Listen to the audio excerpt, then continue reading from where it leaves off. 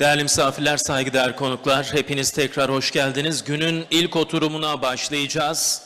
Gelişmiş ve gelişmekte olan nükleer pazarlarda SMR, MMR geliştirme faaliyetleri, nükleer güç santrali inşasında modern trendler ve deneyim konulu günün ilk oturumu için moderatörümüz FNC Teknoloji Şirketi Termal Hidrolik Bölümü Nükleer Mühendisi Sayın Erol Bicer'i sahneye davet ediyorum. Oturum konuşmacılarımızı da sırasıyla anons edeceğim. FNC Teknoloji Şirketi Teknik Danışmanı Sayın Ji-Sun Yun, Rusatom Overseas İş Geliştirme ve Pazarlama Yöneticisi Sayın Inal Tugov, FİGES Nükleer Teknoloji Direktörü Sayın Resat Uzmen, Copenhagen Atomics CEO'su Sayın Thomas Steenberg, Rolls-Royce SMR Strateji Başkanı Sayın Ecem Yazıcıoğlu ve bu oturumda bir de online bağlantımız olacak. USA Inal Microreactor Teknik Lideri Sayın Yasir Arafat online bağlantıyla oturuma katılacak. Ben sözü moderatöre bırakıyorum. Kolaylıklar. Teşekkürler. Hello everyone, this is Erol. I'm a nuclear engineer working in South Korea. So today you are watching now a session titled SMR and MMR Development Activities in Advanced and Emerging Nuclear Markets. We have a variety of experts from a variety of fields. So before we get into it, for those of you who are not familiar, I want to give you a brief introduction about these reactors. As you can see on the screen, as you know, the conventional nuclear reactors, in order to compete in the nuclear electricity market, they increase their prices. And the larger they get, it got riskier to build them, operate them. And so because of those reasons, nuclear industry sort of find a solution to make the reactors smaller. And that's where the SMR reactor concept came into play. And today, we will talk about SMRs and MMRs, and if there is one thing that nuclear engineers cannot agree on, and that's the classification of nuclear reactors. But there is a categorization that I put on the slide in here. As for the SMRs, we have mainly 4 or 5 different categories. Mainly, we have the water-cooled reactors, using the water as moderator and coolant. As you know, they follow the PWR technologies. And they are the most abundant ones among the designs in the world right now. And the next category we have is the gas-cooled reactors. Mainly consist of high-temperature gas reactors. And the next one is the famous molten salt reactors, and we have speakers today as well. They will talk about that too, using the fuel salts as fuel and the coolant as well. And the next category is the fast neutron reactors, utilizing the liquid metal. And finally, the micro modular reactors, which can be thought as a subsection, a special subsection of the SMR reactors. The capacity thought to be less than 10 megawatt electric. And among the MMR reactors, there are 2 technologies are a bit going in front of the other ones, which is the heat pipe reactors and the high temperature gas reactors. MMRs are also trying to utilize the triso fuel as well. So it's a newer technology. It's really exciting, and we will have now speakers talking about these reactors in general and what is going on in their country and as well as at their respective companies. And without further ado, I want to start the session. We also have one Turkish speaker, so if you need any translation, please grab a headset. I think it's behind the walls in here. As for our first speaker, I would like to introduce my colleague, Dr. G. First, Dr. G is a senior technical advisor at FNC Technology Company in South Korea, and he has worked in the nuclear industry for over 40 years now, specialized in the development of advanced nuclear power plants and the design of new reactor cores. Over the course of 20 years, he developed the Korean modular reactor, which is the system integrated modular advanced reactor called SMART. and designed a new course for the commercialization of these reactors, and he also took active part in the commercialization activities in Saudi Arabia and Jordan. He also had lectured in the graduate schools in the States and as well as Korea, so we are happy to have him today to share his expertise in small modular reactors. Dr. G, if you may go to the stage. For Dr. G and also other speakers, you have about 20 minutes, so please utilize your time effectively. And then we will have some questions if there's any questions from the audience after each speaker. And if we have time left at the end of the session, we can also have a Q&A session when we finish it. Okay. Thank you, Dr. G. You may start.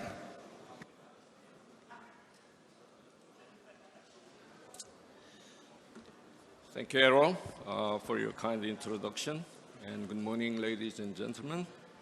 I'm glad to have this opportunity to introduce Korean efforts and contributions to the development of SMRs and MMRs.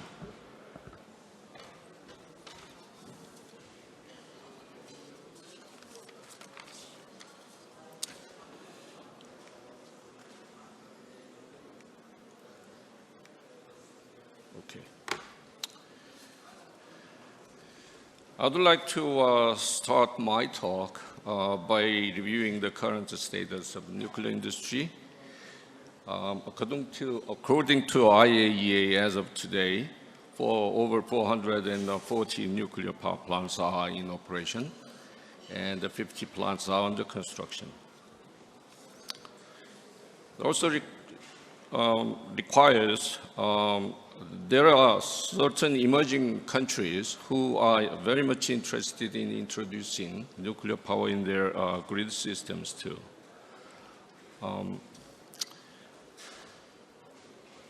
Unfortunately, most of these large reactors require, as a large-scale investment in funds and resources. And also, it requires a long-term construction period so that many countries who are embarking in nuclear power cannot take these large nuclear power plants at once.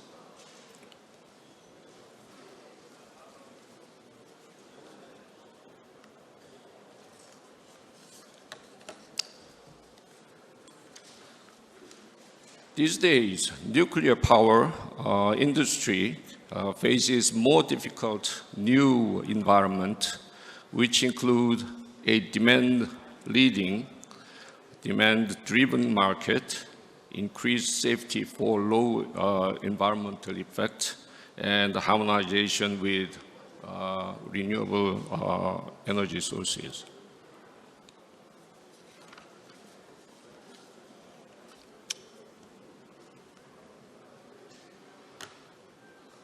The new approach of nuclear power can be summarized in these three words. The first is the enhanced public acceptance through innovative technologies for safety. Second is it requires to achieve competitive plant economics for expedited deployment of SMRs. And it drives a demand-driven market by harmonizing with expanding renewable energy sources.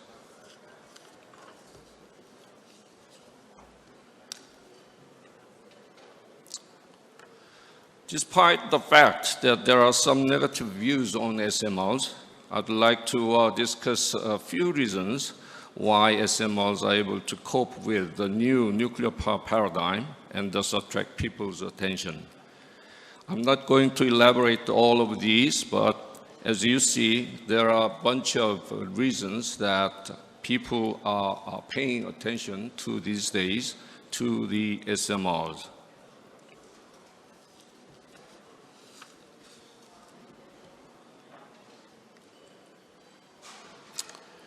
As a result, more than 70 SMRs and MMRs are being developed around the world. I listed two of SMRs being developed in Korea, and there are several others in the worldwide.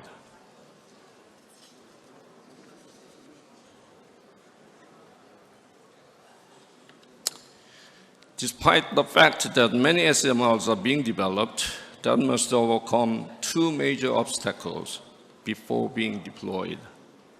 One is technical barriers, the other one is commercial hurdles. Technical barriers should be verified. Any technology adopted for this SMR and MMRs should be validated through analysis, tests, and experiments. Economically, SMRs should show economic justification compared with the other energy sources.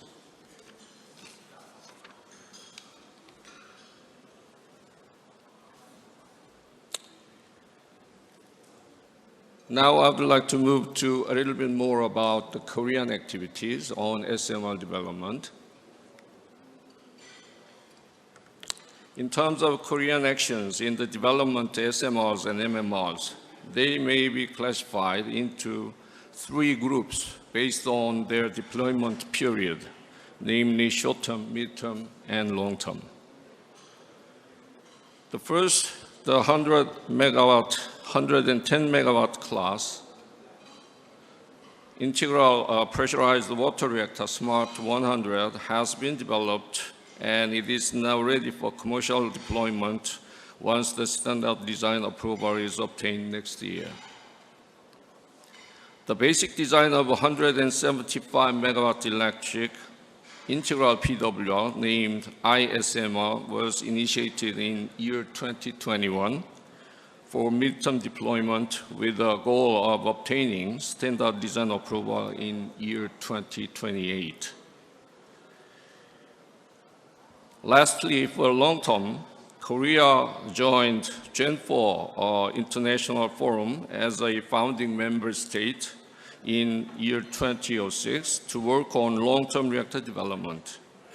Korea is one of the active countries in the development of sodium-cooled fast reactors, very high temperature reactors, liquid metal-cooled fast reactors, and more recently, molten salt reactors too.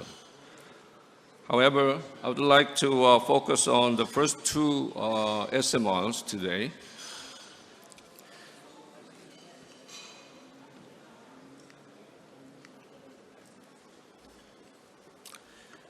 For licensability and market accessibility, smart technology aims to harmonize novel concept and proven technology. Integrated primary system arrangement, component modularization, passive safety systems, and fully digitalized control system are among the novel concepts adopted for this technology. The 17 by 17 fuel technology is used, as well as reactivity control by integral vulnerable poison and soluble boron. Through a comprehensive validation effort, these blended concepts and technology were confirmed and validated, and the standard design was authorized by the Korean regulatory body in year 2012.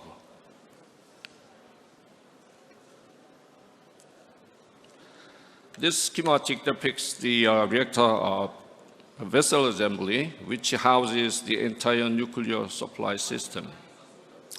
In vessel steam pressurizer is located in upper section of the reactor. 4 candle motor type reactor coolant pumps are horizontally mounted.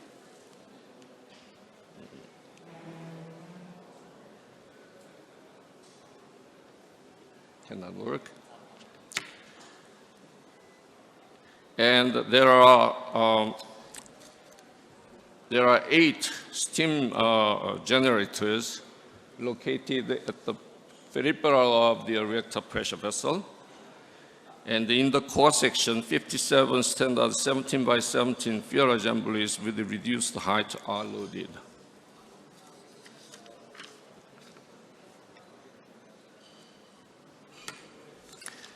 As previously mentioned, the SMART standard design was approved by the Korean regulatory body in year 2012, following a 1.5-year technical review that included over 2,000 Q&As and RAIs. RAI means request for additional information.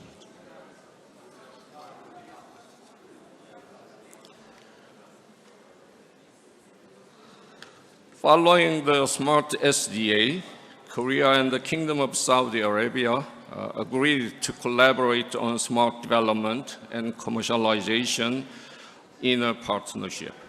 The SMART pre-project engineering project was started at the end of the year 2015 as the first step of cooperation. The project goal was to produce first-of-a-kind engineering design by the end of the year 2018 for 2 smart units deployment in Saudi Arabia.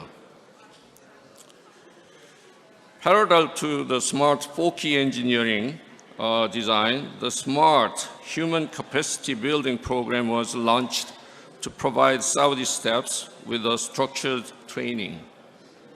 Total of 36 plus 12, in total 48 Saudi engineers were trained over the course of a 2.5-year period that included classroom training, on-the-job training, and on-the-job participation in actual design works.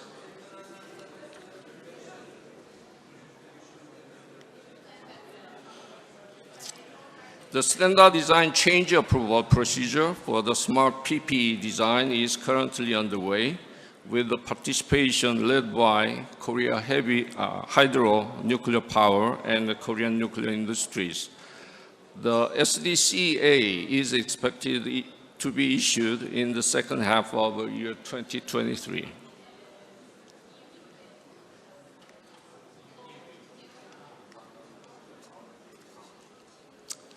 Now, moving into the midterm development, ISMR is a recently formed project that aims to improve smart technology by incorporating new concepts.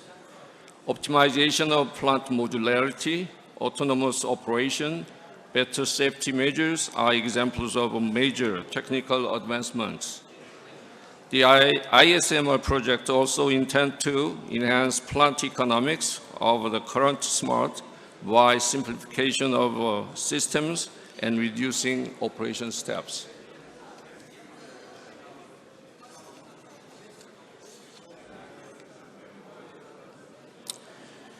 This table shows some design advancement of ISMR over the current SMART. There are several technical advancements or differences between the SMART and the ISMR.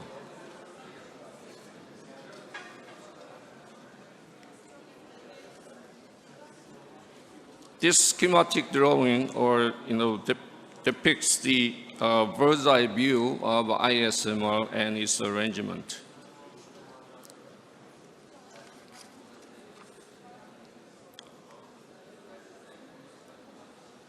By year 2023, the ISMR project will have completed its basic design, and by year 2025, it will have completed its standard design. If all V&V verification and validation efforts are completed on time, the final SDA will be issued in year 2028.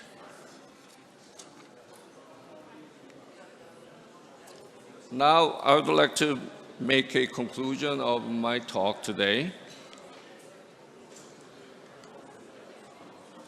The paradigm of a nuclear power business is changing from what we call comfort zone to a challenging new way, which is represented by demand leading. It requires a strengthened safety and environmental impact, and it also requires harmonization with the innovative concept.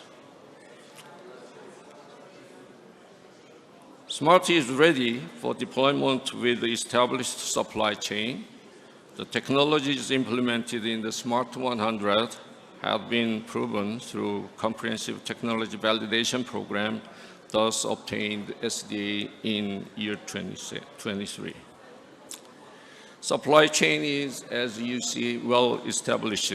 During the past 10 years, more than 10 years of intense development of component and subsystems. ISMR with enhanced safety and better economics will be available by year 2029. And very last comment, Korean government has always a strong supporter for the advanced reactors, and it will remain as it is. That ends my presentation on Korean activities for the development of SMR and the MMRs. Thank you. All right. Thank you, Dr. G, for your presentation. Surprisingly, Dr. G used his time very well today. He didn't go over the time, so I would like to open the floor for some questions. Can you have you? Are there any questions from the audience? Everything was well understood? Okay. Speakers? Okay. All right. Sounds good. Thank you, Dr. G. Very much. Yeah.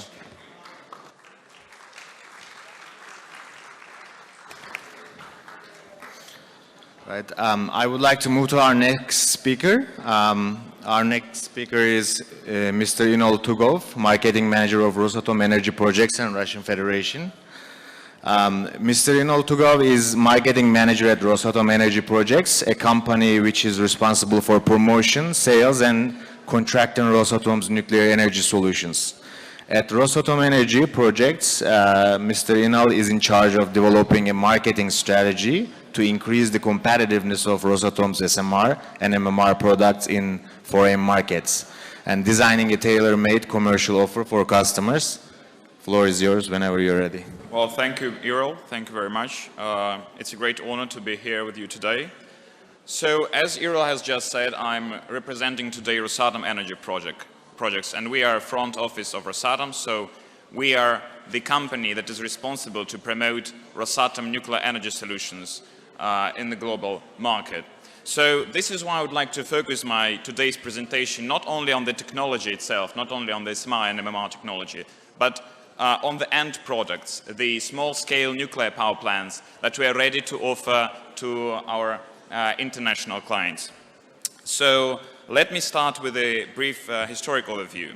There is no doubt that SMR is a major nuclear trend today, and Rusatom, as it happened before with Generation 3+ large-scale NPPES, or in fact the very first nuclear power plant in Obninsk, is at the leading edge of this technological frontier.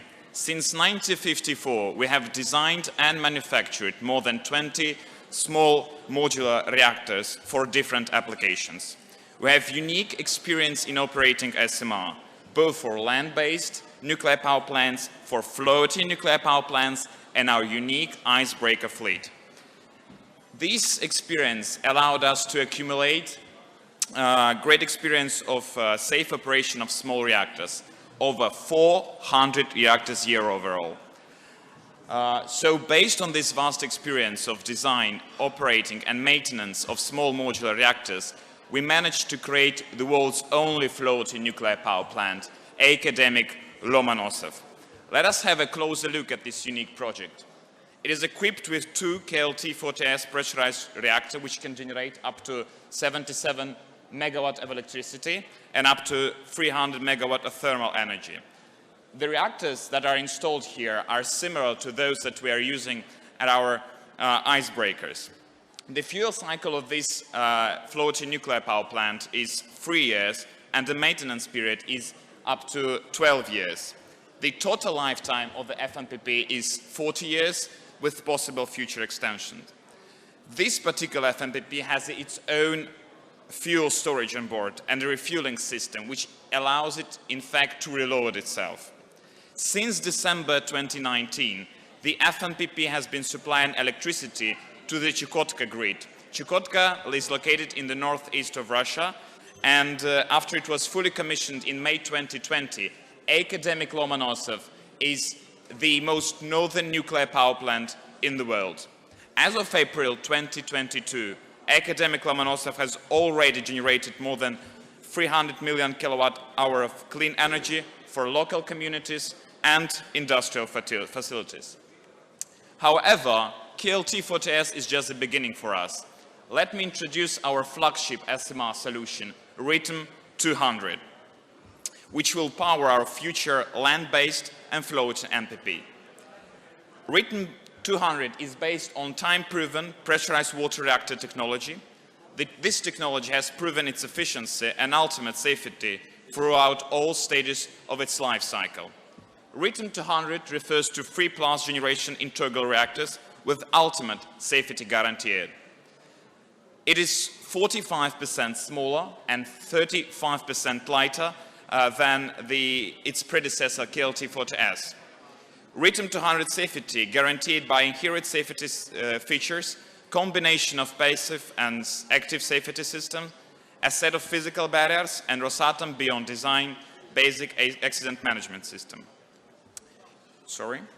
Here I would like to highlight that RITM 200 is a reference technology. We have already built 6 reactors of this type for our unique nuclear icebreakers, and we will continue to build them for our floating NPP and our land-based NPPs. It is a truly versatile reactor and can be used for different applications. Currently, there are 2 options for NPPs with Rusatom SMRs available, a floating one and a land-based one. Let me start with the floating one. Following the success of academic Lomonosov, Rusatom is now developing an optimized floating solution based on RITM 200 reactors, each of 50 megawatt of electricity. Compared with academic Lomonosov, this power plant will be more compact, more powerful, and more efficient. For example, we managed to increase the electrical capacity of this power plant from 77 megawatt to 110 megawatt.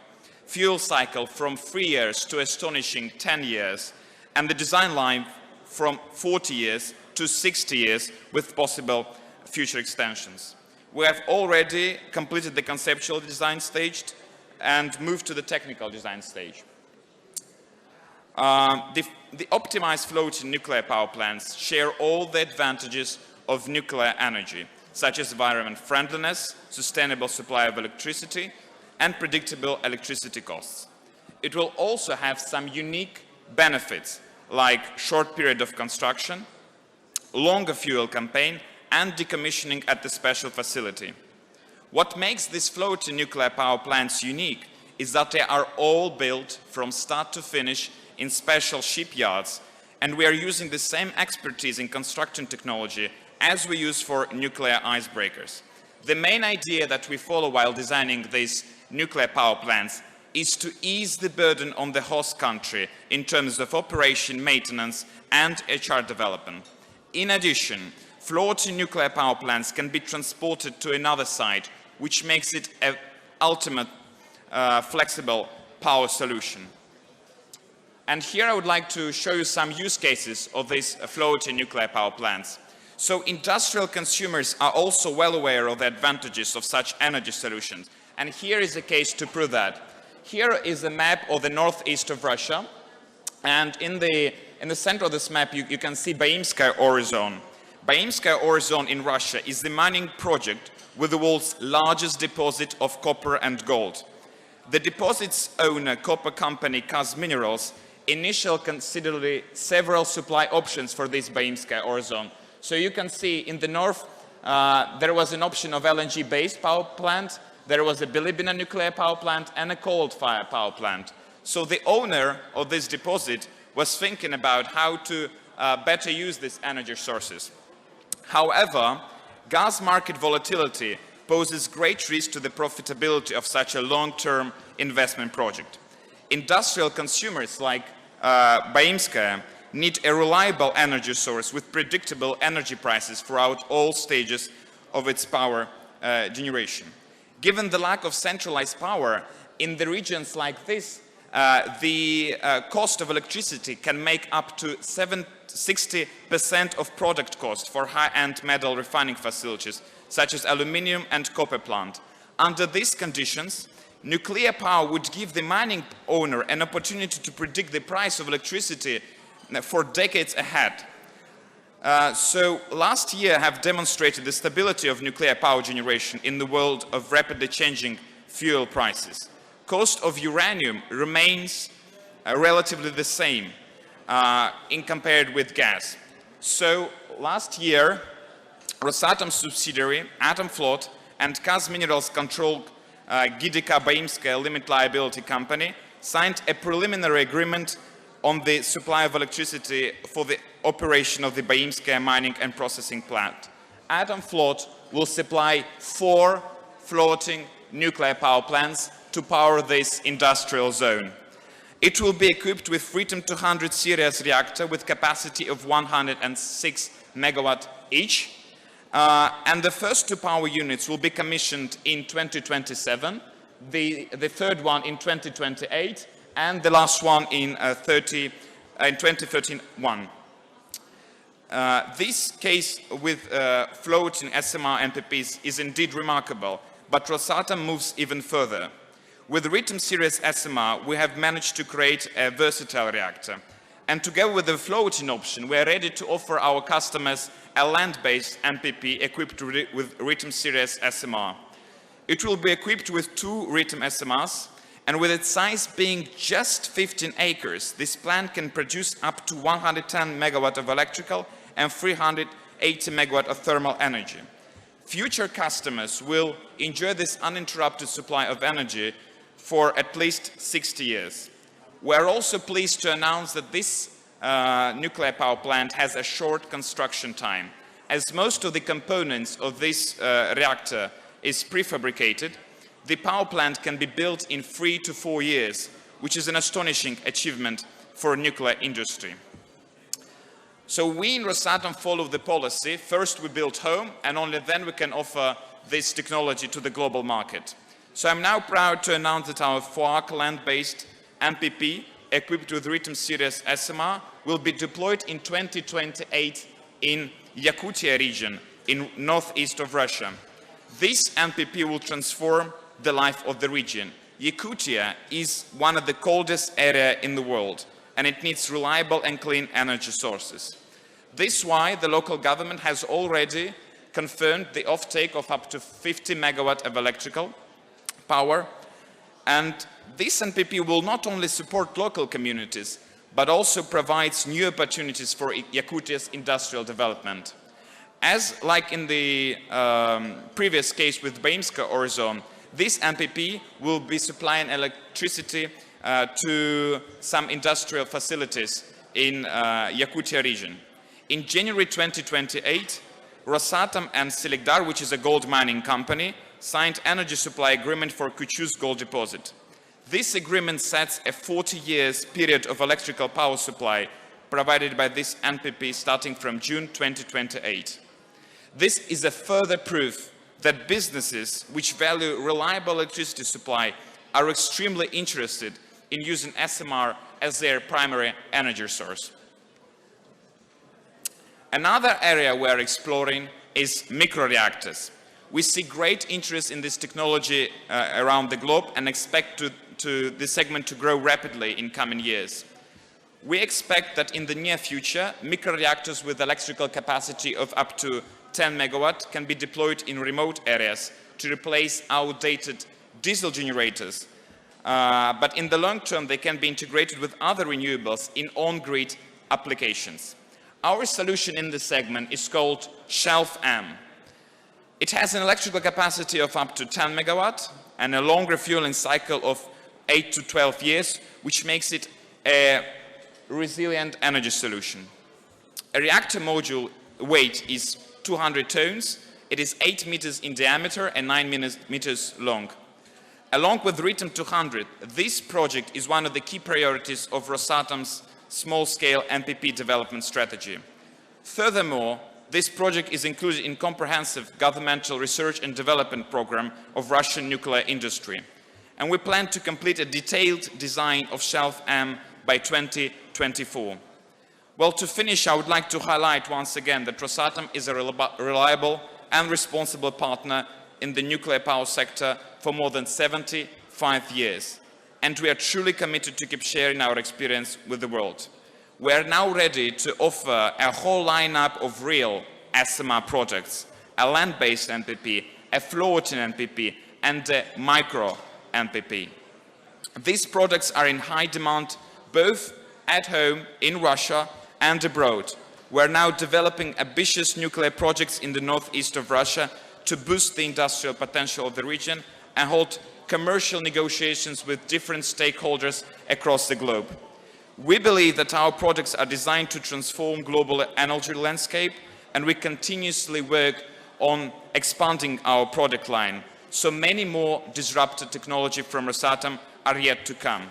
So I invite you to follow Rusatom in this exciting journey towards a world with clean and reliable energy sources.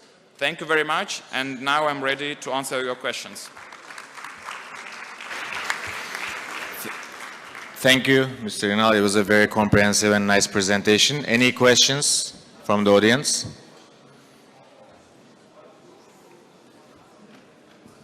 Can we get a mic, please? Mikrofon alabilir misin?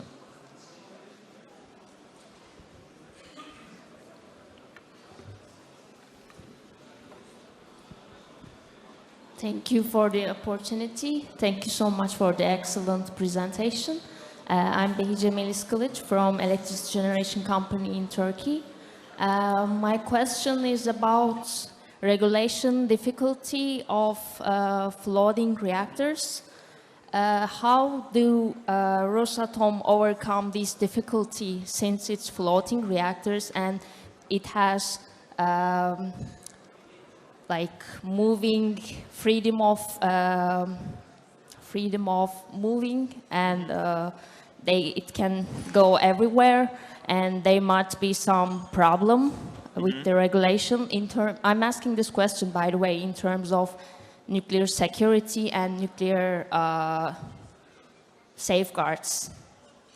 Can you please a little bit inform me about that? Thank you. Thank you. Thank you very much for this question. We in Rusatom understand that floating nuclear power plants and all the transportable nuclear power plants are like the new word for nuclear industry. So the regulation is yet to be created on this matter. Rusatom is now cooperating with the International Atomic Energy Agency. So we're closely cooperating with different stakeholders. We are discussing the possible ways of transportation with our potential customers around the globe. You stressed that there are some questions on nuclear safety and civil liability. We also have some ways to solve this problem. And so we are now closely working with the international organizations on this matter. And all of our partners, they know about this work. And so if you want to have a more detailed answer on this, we'll be ready to send you our vision for this regulation. And people in the IAEA, they know about this vision, and we're working on this issue. So once again, this is just a new project for the world. So I think the global community should act together to develop this regulation for it to be safe, but at the same time to be commercially attractive for future customers. Thank you. Okay, thank you so much. Thank you. I can have one more question for Mr. Inal. Any other questions? Well, I have a quick question. Yeah. I understand that there are commercialization goals for KLT4TS. Can you give us any figures about the overnight cost or LCOE or any other figures? About KLT4TS that is installed on academic Lomonosov, yeah? The one that is floating now. We have no further commercialization of KLT4TS. We are now focusing only on Rhythm 200 reactors because this is like the next generation. It is more powerful, more compact, and it is better for our optimized floating nuclear power plants. So all the optimized floating nuclear power plants will be based on Rhythm 200 reactors. Concerning the price, this is a sensitive topic because it all depends on the specific site conditions, specific contract, so a specific business model, whether it is BEO or EPC. We can disclose this number in commercial negotiations with our client. but I'm not in the position to comment on this now here. Okay. But Okay. what I can say about the price, it is competitive enough compared to diesel generators in this area. So we are comparing it with diesel and coal power plants in the remote regions, and we see that the price is competitive. Okay. Okay. Thank you. Yeah. If not, thank you. Yeah. Okay. You may sit. There are no other questions. You may sit. Thank you. Thank you. Yeah. All right. Let's move on to the next speaker. Our next speaker is Dr. Resat Uzmen, who is the Business Development Director of FİGES in Turkiye. By the way, the name of Turkey has changed to Turkiye, so I encourage everyone to use Turkiye if you can. And a bit of information about Dr. Uzmen. You may take a seat. He received his PhD from Istanbul University on Turkey's uranium ores. Before retiring, he worked for the Turkish Atomic Energy Authority for over 40 years. During his career, he has held numerous positions in several organizations throughout his career, including senior researcher on nuclear fuel technology at the Çekmece Nuclear Research and Training Center. He has so many positions. If I were to list them now, I think we would not be able to finish the session. But today, he will tell us about the activities at FİGES and what they do with the molten salt reactor activities, which he has been part of at FİGES since 2016. Dr. Uzmen, the floor is yours, and the presentation will be in Turkish, so please use your headsets. Okay. Teşekkürler. Teşekkür ederim. Bugün konu SMR'lar, yani küçük modüler reaktörler, bunlar içerisinde yer alan başka bir teknoloji, ergimiş tuz reaktörleri teknolojisinden bahsetmek istiyorum.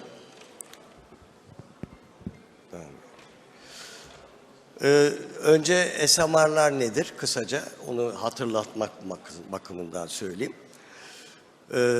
Modüller olarak fabrikalarda üretici ülkesinde ona istihdam sağlayarak üretilmiş reaktörler grubuna giriyor. Küçük boyutlu 300 megawatt elektrik üretebiliyor. Onun altındaki değerlerde üretebiliyor. Kolaylıkla modüler olduğu için gemilerle veyahut da kamyonlarla taşınabiliyor. Ve nerede kullanılacaksa orada montajı yapılıyor. Dolayısıyla bazı komponentleri iyice azalmış olduğu için iç yapılarında bu da hem tasarımı kolaylaştırıyor hem de yapımı kolaylaştırıyor. Aynı zamanda birim maliyeti, birim enerji üretim maliyeti değil, birim ünitenin maliyeti bakımından da daha az malzeme kullanıldığı için daha ucuz oluyor tabii ki.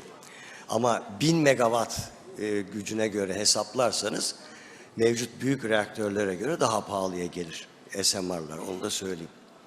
Tabii bütün amaç onu da daha doğru aşağı doğru çekmek. Bu tabii belirli bir sınıf. Şu anda dünyada yapılmakta olan SMR'lar, en önde olan SMR'lar için söylüyorum bu şeyi. Bunların çoğu da zaten 3. nesil, 3 veya 3 artı nesil, deminden beri anlatıyorlar. Basınçlı sulu, katı yakıtlı türlerden olan şeyler. Bunlar tabii pek çok avantaj da getiriyor. Basınçlı sulu reaktörlerin SMR tipinde olanlar. Güvenlik açısından bildikleri bir güvenlik sistemi, regülasyonlar da ona göre uygun oluyor. Lisanslaması ona göre daha kolay olacak, ona düşünüyorlar. Yakıt temini aynı büyük reaktörlerdeki yakıtlar kullanılıyor o sistem, çok az bir değişiklikle. Bunlar bayağı ciddi avantajlar sağlıyor bu tip reaktörlere. Ama kendi problemlerini de birlikte tabii getiriyor büyük reaktörlerde. Nedir? Yüksek basınçla çalışması, basınç, buhar ve yakıt interaksiyonu ve kullanılmış yakıt yönetimi. Yani yakıt çevrimiyle karşılaşılan büyük reaktörlerdeki ne tür problemler varsa aynısı SMR'lar için de geçerli olacak. Şimdi neler var gelişmekte olan? Dediğim gibi 3. nesil reaktör türlerinden, yani 2000'li yıllara kadar geliştirilmiş olan reaktörlerden kaynar sulu ya da basınçlı sulu reaktör teknolojisini kullanan SMR'lardan 31'den fazla, ilk başta girişte de Erol Bey de söyledi, 31'den fazla tasarım var şu anda dünyada. Demin söylediğim sebeple, o avantajlardan dolayı. Yüksek sıcaklık gaz soğutmalı SMR tipi reaktörlerden de 14'ten fazla tasarım var dünyada. Bir de hızlı spektrumlu SMR teknolojisi, hızlı spektrum kullananlar var.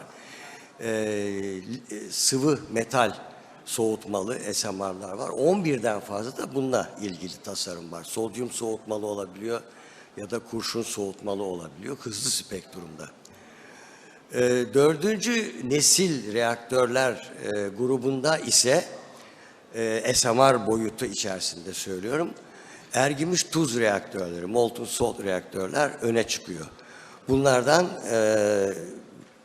yakıtı ergimiş tuz olan ve soğutucusu da ergimiş tuz olan 10'dan fazla tasarım var dünyada şu anda üzerinde çalışılan.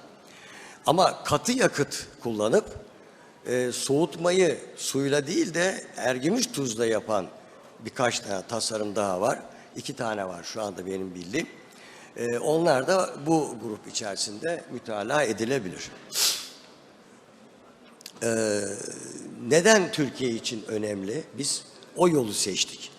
Yani işin kolayına gidebilirdik. Biz derken ben ve temsil ettiğim şirketten bahsediyorum. Temsilcilik alabilirdik. Para vererek yurt dışından Türkiye'ye bir SMR tipi, dediğim gibi 3. nesil teknolojisiyle yapılmış bir şeyin pazarlamasını yapabilirdik. Böyle bir yola gitmedik. Zor olanı seçtik. Dedik ki Türkiye'de önce yapılabilir mi molten salt reaktörler? Bunun üzerinde araştırdık. Ve şu avantajları var, onu gördük molten salt reaktörlerin. Bir kere nükleer güvenlikleri son derece gelişmiş olduğu için insan müdahalesine gerek bırakmıyor. Kor ergime tehlikesi. Bütün 3. nesil reaktörlerde o tehlike hep vardır. Kor ergimesi, yani Fukushima'da olduğu gibi ya da Çernobil'de olduğu gibi korda, yani yakıtların bulunduğu kısımda bir ergime söz konusu değil. Çünkü yakıt zaten ergimiş durumda oluyor. Oradan çok büyük bir güvenlik avantajı sağlamış oluyor. Yüksek sıcaklıkta ısı üretebilir. Yani bu ısı kullanılabilir bir ısı. Deminden beri söylüyorlar, mevcut basınçlı sulu reaktörlerde 380-360 derecelik bir ısı çıkıyor ama onu 100 megawatt elektrik olarak alabiliyorsunuz. Yani %30 gibi bir dönüşüm faktörü var. Kalan ısı ne oluyor? Hep bildiğiniz klasik reaktörlerin parabolik bacalarıyla atmosfere bırakılıyor soğutma suyuyla birlikte. Oysa o molten salt reaktörü suya ihtiyaç göstermiyor. Bunların bu ısısı aynı zamanda yüksek sıcaklıkta olduğu için endüstri uygulamalarında, kimyasal proseslerde kullanılması gayet de mümkün. Daha sonra da anlatacağım onları. SMR'ların genel olarak bütün avantajlarına da sahipler. Nedir? Birim maliyetlerin düşük olması, modüler olarak yapılabilmesi ve şebekeden çok uzak yerlere de inşa edilebilmesi. Kompleks, dolayısıyla karmaşık güvenlik sistemlerine ihtiyaç göstermedikleri için maliyetten çok büyük bir kazanç sağlıyor. Bir de güvenliğinin halk tarafından, kamuoyu tarafından kabul edilmesinde de önemli bir faktör oluyor bu. Ayrıca yakıt çevrimi, bundan hiç bahsedilmiyor. Katı yakıtlarda yakıt çevrimine sahip değilsiniz. Size yakıt veriyorlar, yakıtlar bitince alıp götürüyorlar. Aynı büyük reaktörlerde olduğu gibi. Halbuki bunda yakıt çevrimi son derece daha basit olduğu için ergimiş tuzlar, toryum florür, uranyum florür gibi tuzlar kullanılıyor. Bunlar yurt içinde imal edilebilip yurt içinde de proses edilebilecek durumda. Yani ben yakıtçıyım. Yani ömrümün büyük bir kısmı nükleer yakıt üzerinde geçti. Dolayısıyla neyin ne olduğunu bilerek söylüyorum. Okuyarak bir şey aktarmış değilim o konuda. Onu da ifade edeyim size. Dünyada dolayısıyla bu bahsettiğim avantajlardan yararlanan dünyada pek çok erginmiş tuz reaktörleri üzerinde çalışan firmalar var. Amerika Birleşik Devletleri başı çekiyor. Amerika-Kanada ortaklığıyla Terrestrial Enerji var. Terra Power var Amerika'da. Bill Gates'in sahibi olduğu. Southern Company ile gene bir molten chloride fast reaktör geliştiriyorlar. Bu yanlarındaki yıllar şirketlerin bu reaktörleri ticari olarak lanse edecekleri tarihleri ifade ediyor. Gerçekleşir gerçekleşmez bu şirketlerin kendi beyanlarıdır. Japonların Thorium Tech Solutions Fuji reaktörü var. O da erginmiş tuz reaktörü. Çinlilerin Sinap yani Şangay İleri Nükleer Teknikler Enstitüsü ile birlikte yaptıkları var. İngilizlerin Moltex Enerji var. Fransa yeni bir sene önce kuruldu. Narea X SMR diye bir şey. Tamamen molten salt reaktör yapacaklar onlar da. Rusya'da da ticari olmamakla birlikte bayağı ileri gitmiş olan Kurşatov Enstitüsü bir Mozart teknolojisi var. Erginmiş tuz reaktörü olarak. Çok basitçe sizlere bilgi vereyim. Bugüne kadar 17 milyon avro para harcanarak Kanadalıların dizayn ettikleri Terrestrial Enerji'nin Amerika ile birlikte yapıyorlar ama bunu. 2028 Eylül'ünde bir ikinci faza geçecekler. Yani bir demonstrasyon şeyini bitirip ikinci faza geçeceklerini ifade ediyorlar. Gördüğünüz gibi şu galiba. Şu ortadaki şu bölge yakıtın olduğu kısım tamamen. Burası şu tamamen içerisinde grafit moderatör var. Mavi kısımlar onu gösteriyor. Bu da öyle. Terra Power'ın demin söylediğim gibi Bill Gates'le molten chloride fast reaktör 40 milyon dolar teşvik almış Amerikan Enerji Bakanlığı'ndan. 2027'de bir Idaho National Laboratuvarı'da bir prototip reaktör bitirmeyi planlıyorlar. 2030'da da elektrik üretimine geçeceğiz diyorlar. 1100 megawatt gücünde bu. Bunların ama şu iddiaları var. Biz bunu 100 megawatttan 1100 megawatt'a kadar aynı reaktör içerisinde bunu üretmemiz mümkün. Yani reaktörde bir değişiklik yapmayarak sadece ısı değiştiricileri sayısını arttırarak, çoğaltarak bu şeyi yapmayı planlıyorlar. Bu da gene Amerikalıların Endonezya ile birlikte geliştirdiği Torcan Power diye bir reaktör türü. Bunlar gemi üstüne monte ediliyor. Bu reaktörler aynı demin ifade ettiği gibi Rus meslektaşımızın bunlar yalnız PWR türü değil, molten salt reaktör türü. Bunlar gemi ya da mavnalar üzerine monte ediliyor. Özellikle Endonezya gibi son derece fazla 15 bin civarında adası bulunan bir ülke için çok cazip bir hale geliyor. Toryum yakıt kullanabilme avantajı var. Bütün bu molten salt reaktörlerin. Ondan istifade ederek böyle bir yola gidecekler. Demin şey değişmiş, Torcan Power bu. 250 megawattlık üniteler bunlar. Şunu da söyleyeyim, bu altta gördüğünüz yeşil çubuklar, bu pot denilen kısımda esas nükleer yakıt bulunuyor. Şu veya bu sebeple burada sıcaklık yükselirse otomatik olarak aşağıda yer alan bir başka 800 derecede mesela ergiyen bir tıpa var. Oradan yakıt eriyerek yakıt tamamen yeşil bölgelerdeki silindirler içine dolarak kritik olmaktan çıkıyor. Yani reaksiyon kendi kendine duruyor.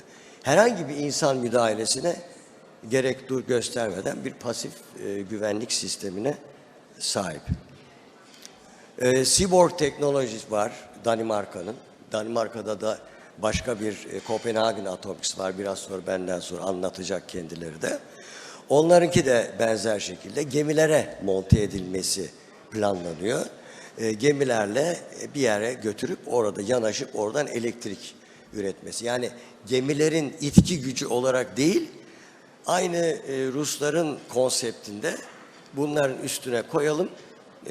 Neresi ihtiyaç varsa gitsin yanaşsın, orada elektrik üretsin. Bu maksatla yapılıyor. 250 megawatt termal, 110 megawatt gücünde elektrik veriyor. Dikkat ederseniz burada verim daha yüksek. Ötekilerde 360'a 100 diyorlardı. Burada 250'ye 110 diyorlar. Yani neredeyse %50'ye çok yakın bir verim. Termalden elektriğe dönüşüm verimi. Bu da Avrupa Birliği'nin bir tasarımı. 3000 megawatt termal gücünde bir reaktör. Bunun çok daha küçükleri de yapılması mümkün. Hiç böyle bir sorun yok bunlarda. Burada bizim şu yanlarda gördüğünüz ısı değiştiriciler, sarı bölgeyle olanlar. Bunların tasarımını bizim FİGES firması Samofar projesi içinde yer aldığım zaman onların tasarımını da yaptı, gerçekleştirdi, bitirdi. İşte bu Samofar'ın final raporundan bir kısım. Altta gördüğünüz şeyler FİGES'in gelişimidir. Samofar'ın kendi açıklamasıyla ortaya çıkar. Bir de biz tabii kendimiz bir tasarım yaptık. O da bu. Daha detaylı bilgileri bizim standımızdan da alabilirsiniz. 2016 yılında başladık. Bugünlere geldik. Bundan sonra da daha sonra bizi takip etmeye devam edin. Çok daha hızlı olarak bir takım çalışmaları geliştiğini göreceksiniz. Materyal, malzeme seçiminin her zaman sorulan soru o. Ergümiş tuz, toryum florür, uranyum florür kullanıyorsunuz. Bir de radyoaktif. Ya malzeme dayanır mı buna? Evet dayanır. Geliştirilmiş olan bir sürü malzeme var. Fiilen kullanılıyor. Testleri 3. laboratuvarlarda da yapılmış ve kanıtlanmış. Nikel esaslı hasteloy türü malzemeler kullanılıyor. Mesela GH35-35 Çinlilerin geliştirdiği hasteloy türü bir kompozisyon. Gene aynı şekilde Rusya'nın geliştirdiği HN80 MTY türü kodlanmış bir alaşım var. Bunların hepsinin testleri yapılmış, başarıyla denenmiş. Yani böyle ergümiş tuz reaktörlerinde rahatlıkla kullanılacak bir alaşım olarak ortaya yıllarca bütün korozyon testleri vesaire hepsi birbirlerinden geçmiştir. Burada da görüyorsunuz bu aynı o malzemelerden imal edilmiş molten salt reaktörün değişik parçaları. Kimyasal pompalar, ondan sonra nükleer grade pompa, daha ultrasonic flow meter, pressure gauge'ler, bunların hepsi çözülmüş problemleri söyleyebilirim.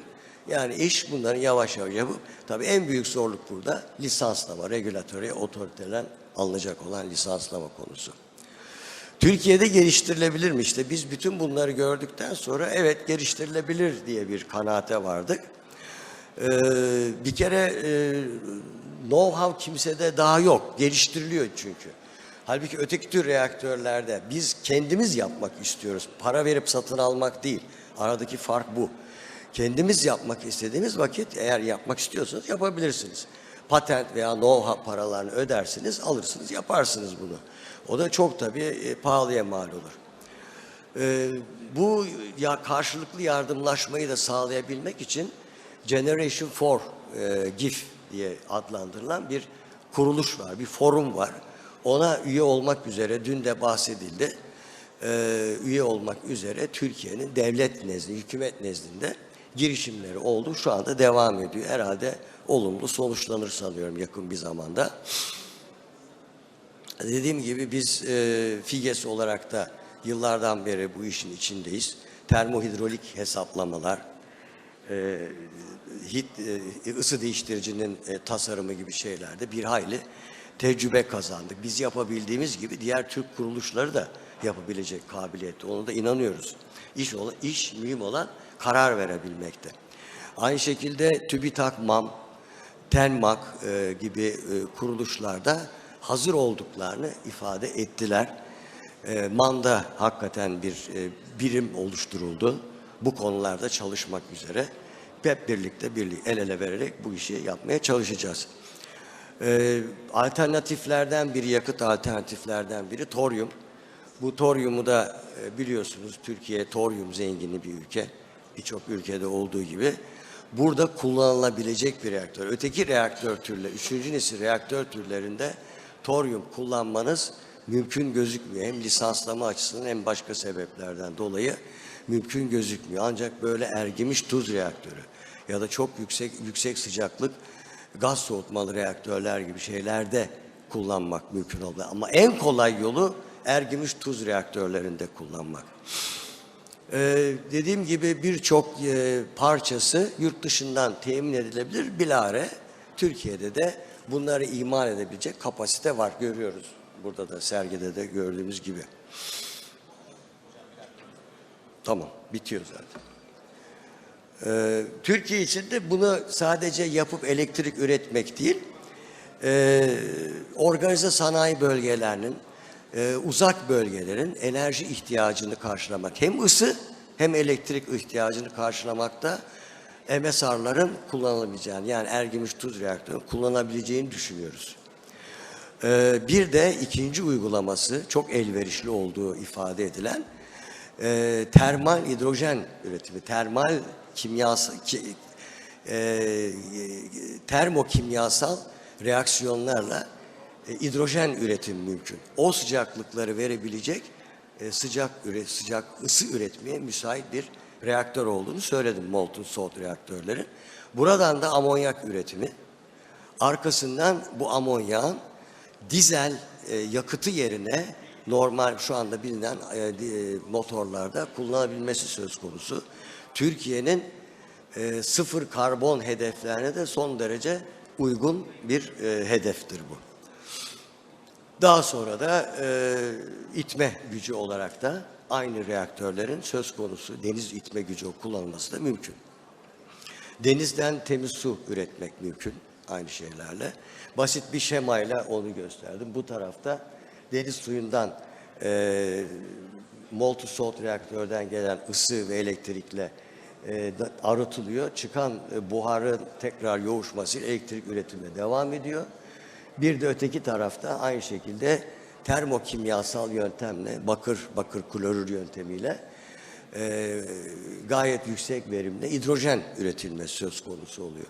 Bunların hepsi mümkün şeyler, incelenmiş, yapılmış, kanıtlanmış şeyler.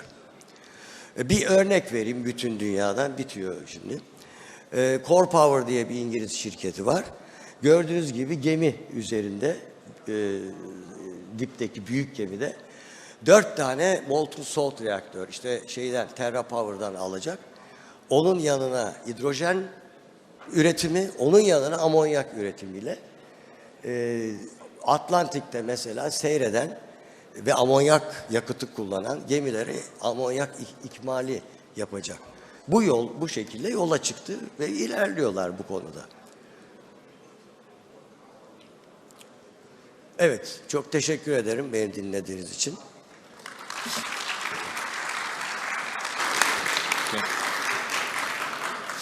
Thank you very much for your presentation. Actually, we ran over the time, but if there is any quick question, I can take one for Dr. Uzmen. Are there any questions? Okay. No. Okay. Thank you, Dr. Uzmen. We really appreciate the FİGES and what they are trying to accomplish in Turkey. It is not an easy task, but obviously someone has to do it, and hopefully they will be successful. So moving from one innovative company to the next one, we have Dr. Thomas Steenberg, and he is the CEO of the Copenhagen Atomics in Denmark. Dr. Thomas is a trained chemical engineer with a PhD in electrochemistry and material science. He worked for 25 years with the industrial development within the energy industry. He's now the CEO of the Copenhagen Atomics, which was founded in 2015 and currently holding the CEO position. And he's responsible for strategy, chemistry, and funding activities. The floor is yours. Thank you, and thank you for the invitation and nice introduction. And we are really happy to present our take on a thorium molten salt reactor here in Turkey, and also this opportunity to revisit Turkey. So what got us going back in 2015 was this massive need for energy. This is showing the primary energy consumption globally, and oil and gas and coal is just a massive part of it, and it's a massive part of the coming increase in energy consumption. So the world needs tons of energy, and the only viable alternative is nuclear. Unfortunately, classical nuclear is today just playing a small role, and one of the key challenges is the really slow deployment of new nuclear power plants, and that's a challenge. And we saw that a thorium molten salt reactor could actually be the answer to this global challenge we're facing. So the vision from the beginning was to make a thorium molten salt reactor in a compact modular shape, something that could be manufactured on an assembly line, so without having large on-site constructions, but something that once approved could be scaled and deployed really fast.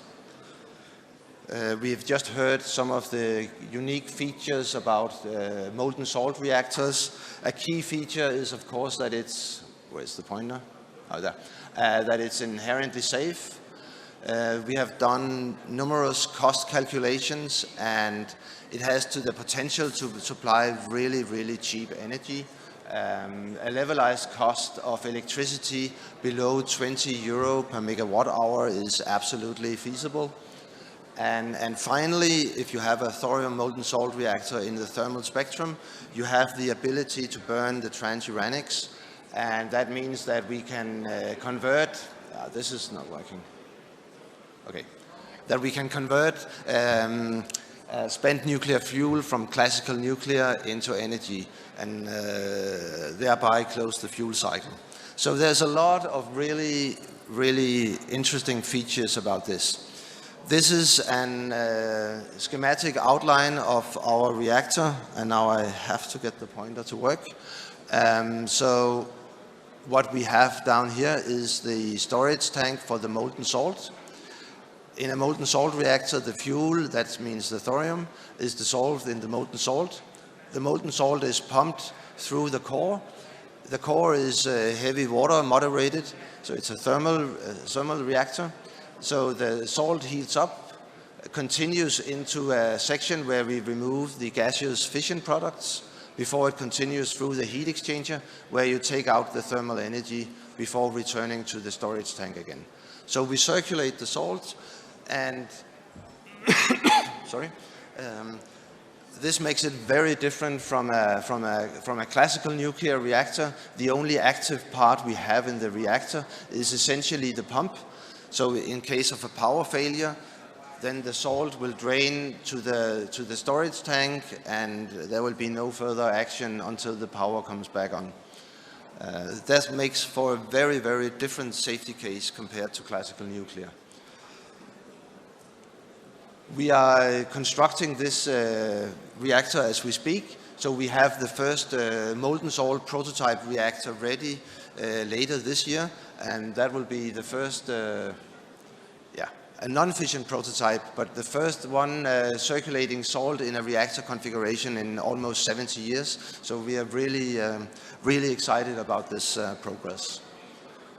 So when we started Copenhagen Atomics, we had this vision. You have the thorium ball, it can provide all the energy you need for your entire life.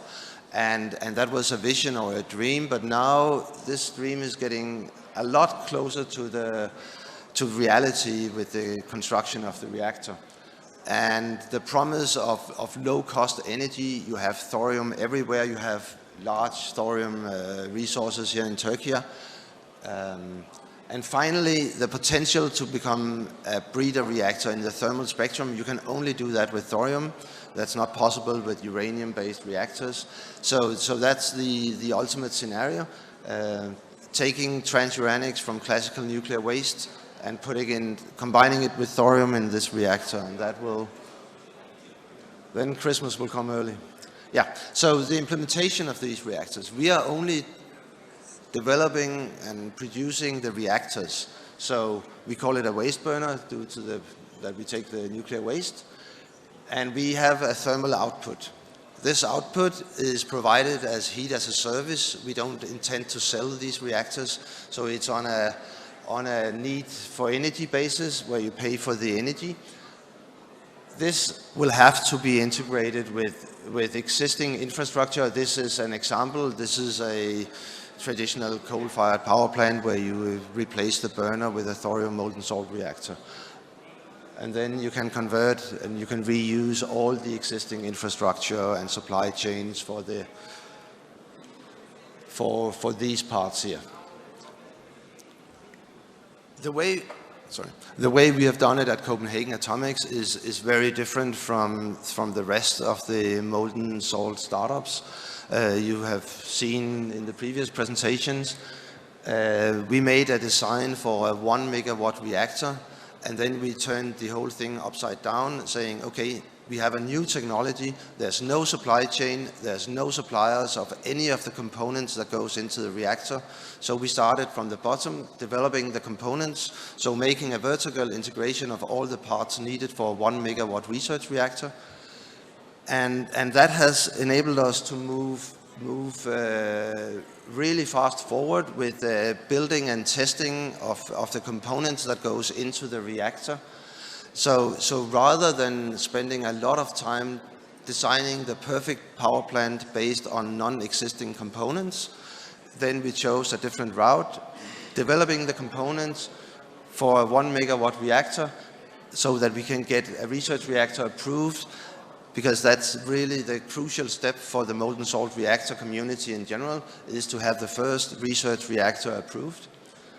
So we believe we are on an accelerated path where we have been able to move towards a non-fission prototype for very, very low investment and thus a low risk path.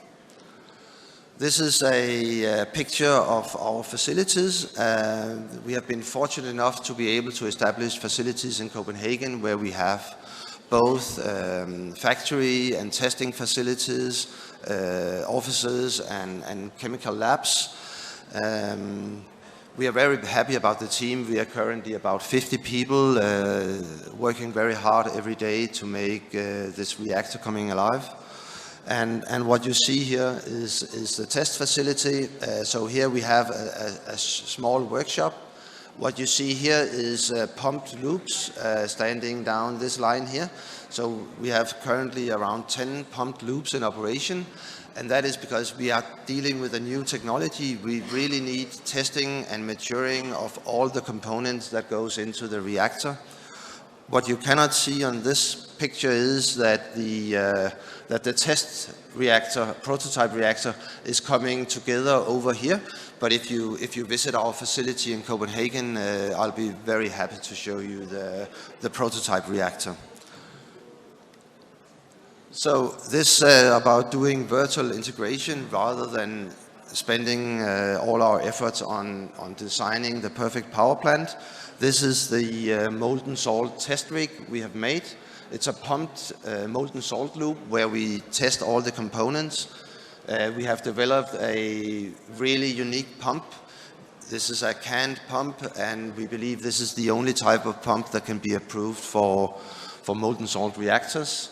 And then this is just the pump loops operating over here.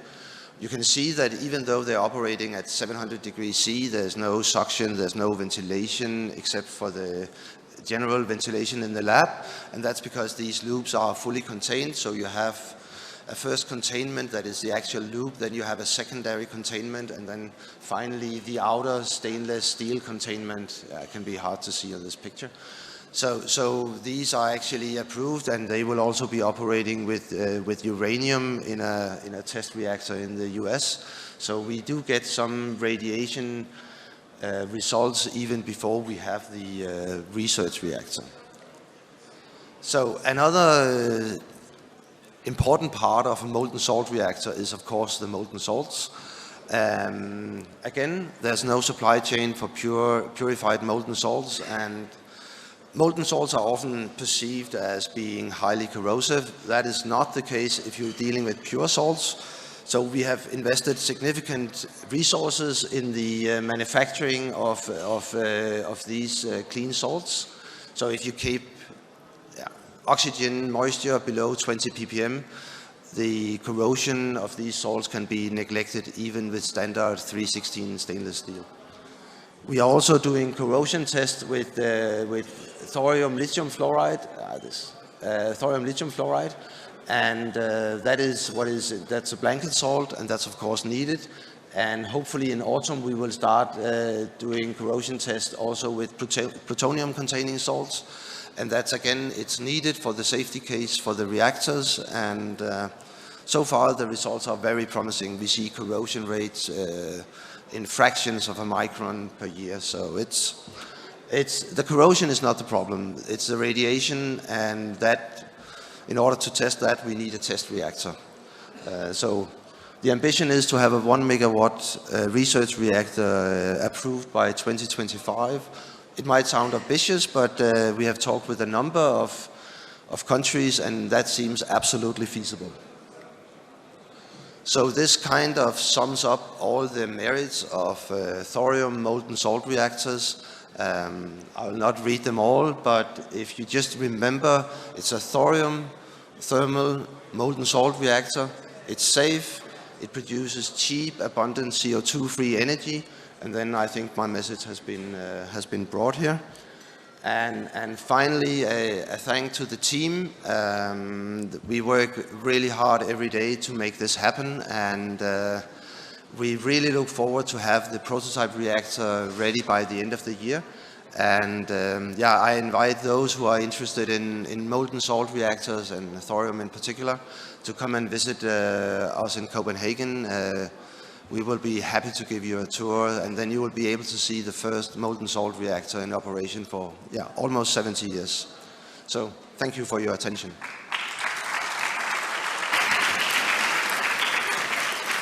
Right.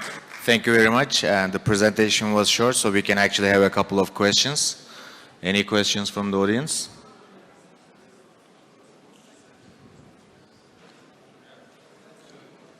No questions? You haven't mentioned in your presentation, but you guys are also working on commercializing your test loop. Is that still ongoing? Yes, can we have the presentation back? Sunumu geri koyabilir miyiz? Yeah, the test loops are, we have this open source approach to this. Since this is a new industry, everybody in the industry needs clean salts, they need test platforms. So initially we developed the pumped loop for our own testing purposes, but we realized that everybody in the industry needs test platforms for testing and validation of their technology. So we sell the loops, we sell the components, we sell the molten salts, the purified salts. So we manufacture the purified salts in 100 kilogram canisters. So people in need of purified salts for their development rather than be battling corrosion. And these salts are really corrosive if you don't purify them. We are really happy to collaborate because getting a new nuclear technology off the ground is sort of like not an easy task. So all the previously mentioned entities, we collaborate with most of them. So that's, I think that's the way forward for a new nuclear technology if we are going to be successful. Okay. Any other questions, comments? Also, just one final thing. The waste burner does not come equipped with any power conversion system. That's not you guys are doing, right? You mentioned that, but it was a bit fast. Can you also? Yeah. So we only, I mean, there's loads of existing companies in the steam turbine converters, what's not. Generators. Yeah, generators. That's not our business. Our business is to make a cheap, compact, modular thorium molten salt reactor. And we focus on that, and then it can be integrated to whatever system, whatever the customer needs. We don't interfere with that part. So we supply heat as a source rather than trying to build complete power plants. Okay. Thank you. Guess there's no other questions. Thank you. We appreciate you and your company's take on the climate change.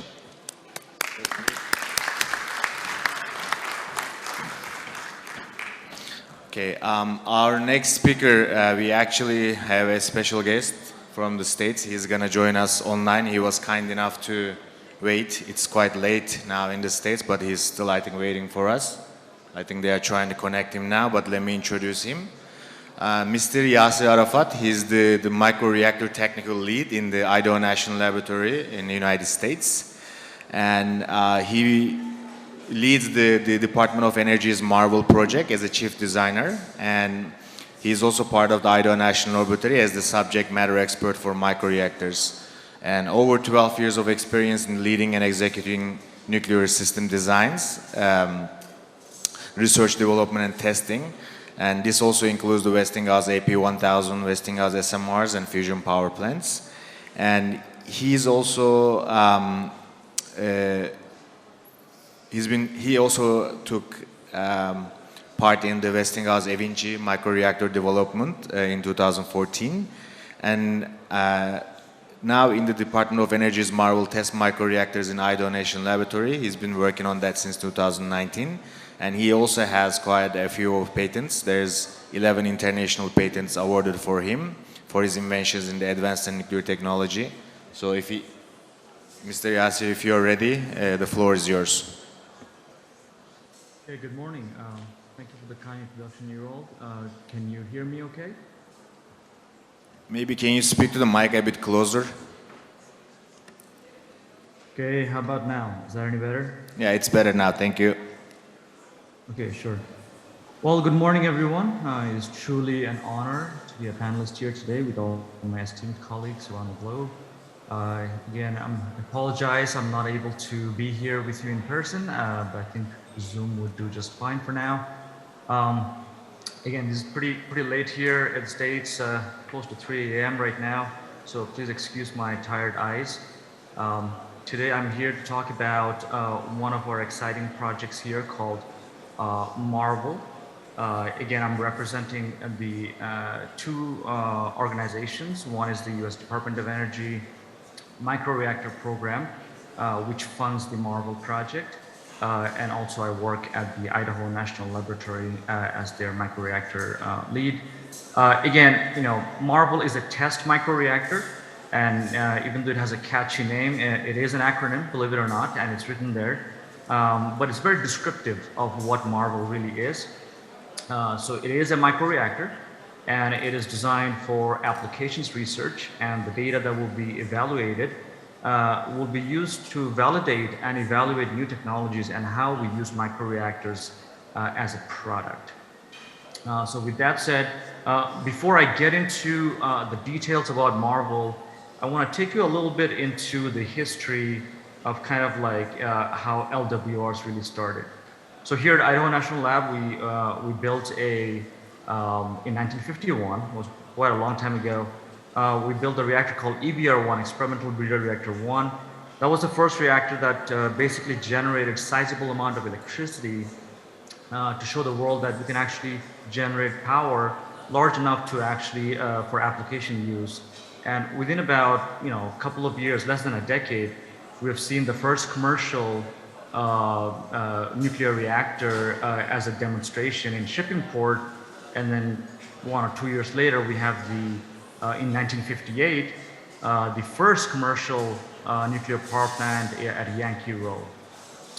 So my point here is, I think a prototype is extremely important to deploy a new technology to the world, to be able to prove that that a new technology can be possible. Now, almost half a century later, today we have also another opportunity to deploy a new type of or new class of reactors called microreactors. Many of you may refer that as MMR, Micro Modular Reactors. This is a new class of advanced reactors. Typically people refer to them in terms of size, and as Erol mentioned earlier, one thing we cannot agree is in the nuclear industry is the classification of reactors.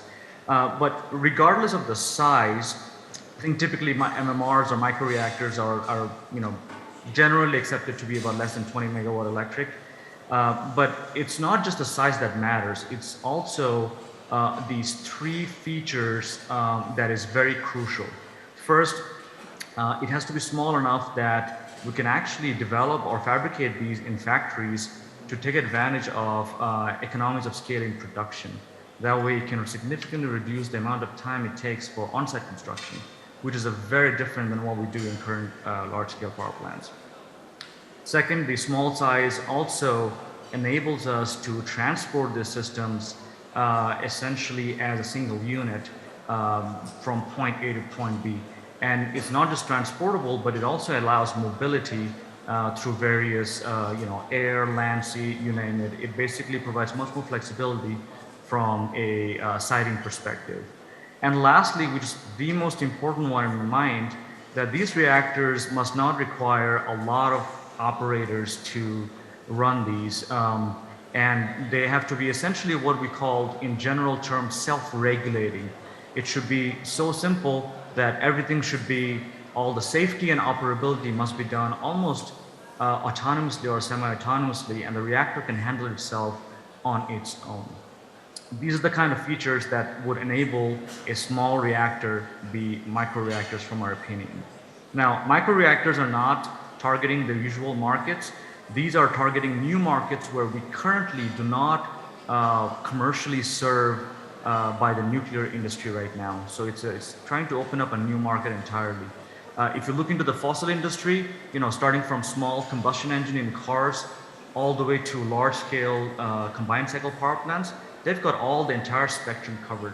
So these small reactors will allow nuclear to not only serve in the large power plant size, but also in the smaller scale as well. Now, to make this a reality, the US Department of Energy has created a program called the DOE Microreactor Program. Again, just to give you a little recap here, some of our other panelists talked about where these microreactors can be used. This is a picture of a small town in Alaska. They're so far away from the grid, they use diesel generator as primary power. So this would be a prime example of market entry for these smaller systems. They usually pay a lot of money for energy, and new technology like microreactors would certainly be feasible as an initial market. When we get to a lower price point, then it can basically move to a broader market. That's usually what all the microreactor developers are working towards. Another key opportunity, because they're small and portable, for disaster relief, we are seeing more and more effects of those in climate change, and if these things are really portable, you can actually recover energy in a disaster-stricken area much more rapid fashion, right? These are all great. The value proposition is very strong. So the US Department of Energy is putting together a program, it's been about a couple of years now, it's called the DOE Microreactor Program. That basically, the vision here is they want to really help develop the right technologies that is needed to enable these next generation systems. So by 2025, we'll basically, that's our mission, is to enable one of these new microreactors. If you look into the right-hand side, there are 4 different categories. I'm not going to go into the details, but they're basically arranged from the lower TRL, technology readiness level, to the higher one, from component level R&D, system level R&D, all the way to a full integrated system at the very top. And that's where Marvel kind of fits in. We have R&D happening in all of these areas, but I'll talk about particularly the top one called microreactor application, because that's where Marvel comes in. We're building a reactor to test application of microreactors, because every time we go out and tell these new customers that, hey, microreactors can help you in XYZ way, and they tell us, well, what can we see one? We tell them, well, They're currently in development, and they're like, well, come back when you actually have a real system. That is also actually a prime motivation why we're building this in a very, very short time frame. So let's dive into Marvel. What is it and why we're doing this? The goal is very simple. We wanted to establish a small-scale microreactor system to bring in these two sets of stakeholders. One is to bring in future and customers that have never used nuclear in those areas and they are used to other technologies, just to give them an idea how it is to actually operate them in their backyard. Second, we also want to bring the developer community and basically have an engagement so we can figure out what is the right technology or product that is relevant to those customers. And again, for the project itself, our objective is we cannot take forever. We have to do this in a very, very short timeline. So one of the primary objectives is get this done as quick as possible. Second, it is not a materials test reactor, it's an applications test reactor. So we have to produce both heat and power out of this machine. So it's a combined heat and power system.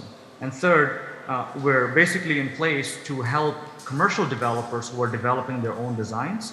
So we want to share all our lessons learned with them, and we're doing that actively from time to time throughout the development cycle. Okay, so the question is, well, if there are so many developers developing microreactors, and again, these are some of the companies that are within the United States, and there's obviously a lot in other countries as well. If there are so many companies, why do we need a system like Marvel, right? The issue is a lot of these companies are private and they're essentially competing with one another. So they don't really reveal a lot of the technologies out there. So with Marvel being a national effort, we're basically keeping it relatively open so that we can actually, one of the companies actually made this comment where, everyone's working behind closed doors. We basically provide a shared platform where everybody can collaborate, because a lot of these systems have a lot of common system structures and components. And for example, if you think about, there's a lot of common fuels. We've seen a lot of reactors using TRISO, some reactors using metal fuel. So there's commonalities there which we can share. Reactor controls, that's another area. Almost every reactor, every microreactor has control systems, either they're drums or basically rods. Very, very similar. We can actually share some of those technologies with the developers. And then environmental review. We've actually been the first reactor to go through a much shorter environmental assessment for the NEPA than any other reactors out there, and I'll talk to you in a little bit about that. How do we do fuel loading? What kind of power conversion we use? There's a lot of common areas we can share with the developers to reduce their risk so they can get to market faster. So this is the snapshot of what a Marvel reactor really is. So we did not want to build a very full-scale microreactor, like several megawatts. We wanted to build something smaller scale in terms of power, that we can do it very rapidly. But at the same time, we didn't want to build a small enough system that it would not represent what a microreactor really is. So we settled down and said, well, we're going to build a 100 kilowatt thermal system. It's relatively low power, but it's enough that it will replicate a lot of the features of large-scale microreactors. We have 4 Stirling engines up on the top, as you can see on the screen, that would generate about 20 kilowatt electric from these 4 systems. Relatively light, about less than 7 tons. Everything from heat generation to heat rejection, most of these things are done passively. We don't have any pumps or compressors that will drive the primary coolant. We rely on natural convection. So our primary coolant is actually sodium potassium eutectic, which is a liquid metal. We also have an intermediate coolant that would allow it to thermally interface with the Stirling engine and the primary coolant side. Again, all of these loops are all conducted by natural convection. The fuel is kind of interesting. We are using basically the same fuel as university research reactors, so trigger reactors. It's uranium zirconium hydride, and it is HALEU, and we're using 304 stainless steel as the cladding. So it's really a trigger fuel, essentially, but much longer for our system. What that does is actually has a very strong Doppler, meaning it has a very strong, safety pedigree when the reactivity goes up, when the temperature goes up in the reactor, reactivity drops almost instantaneously. So much so, in research reactors, we let our students run them. That's the kind of safety pedigree you kind of want in these microreactor systems. Anyways, not going to go into the details here, but we basically have 4 control drums on the outside of the core. We're controlling the reactor. We also have a central shutdown rod, which is not needed, but we wanted to have one anyways, just as a defense in depth. And then most of our structures, this is a high temperature reactor. So we operate roughly about on average 500 degrees Celsius. So we have to use 316H grade, not L grade, to comply with the ASME Section 3 Division 5 code case. Anyways, right now, the current status, Marvel is at 50% towards its final design. We basically have our final design review coming up next month. Again, Marvel is not just a paper reactor or a paper design. This is a real reactor we're trying to build here very quickly in the next couple of months here.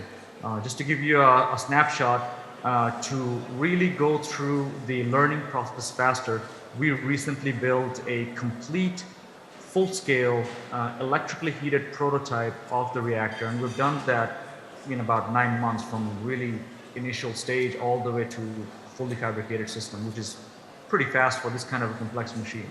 Now, the real purpose of that machine was how do we validate our modeling simulation, benchmark it, we can train operators, we can also de-risk supply chain, meaning if we know how to build this system, we essentially know how to build a full-scale reactor as well.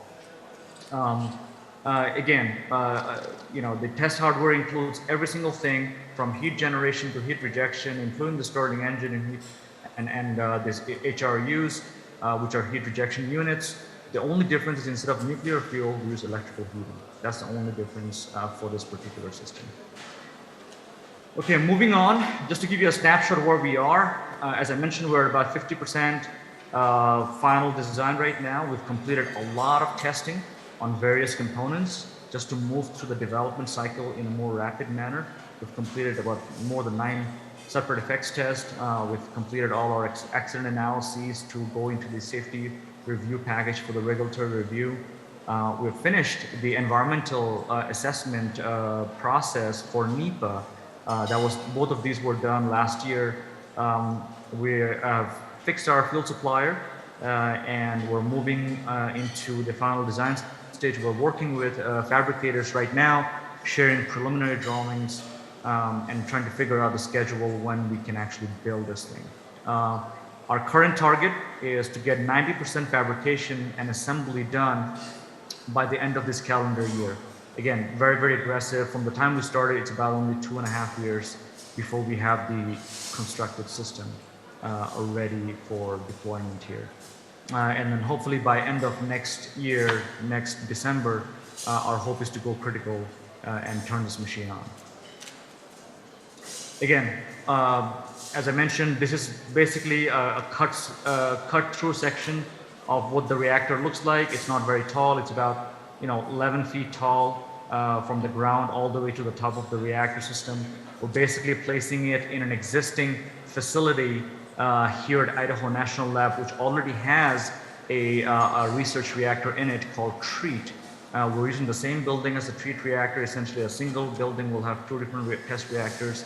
When TREAT is running, we're going to be off, and when Marvel will be operating, TREAT will be off. So essentially, we'll be simultaneously operating in the same space.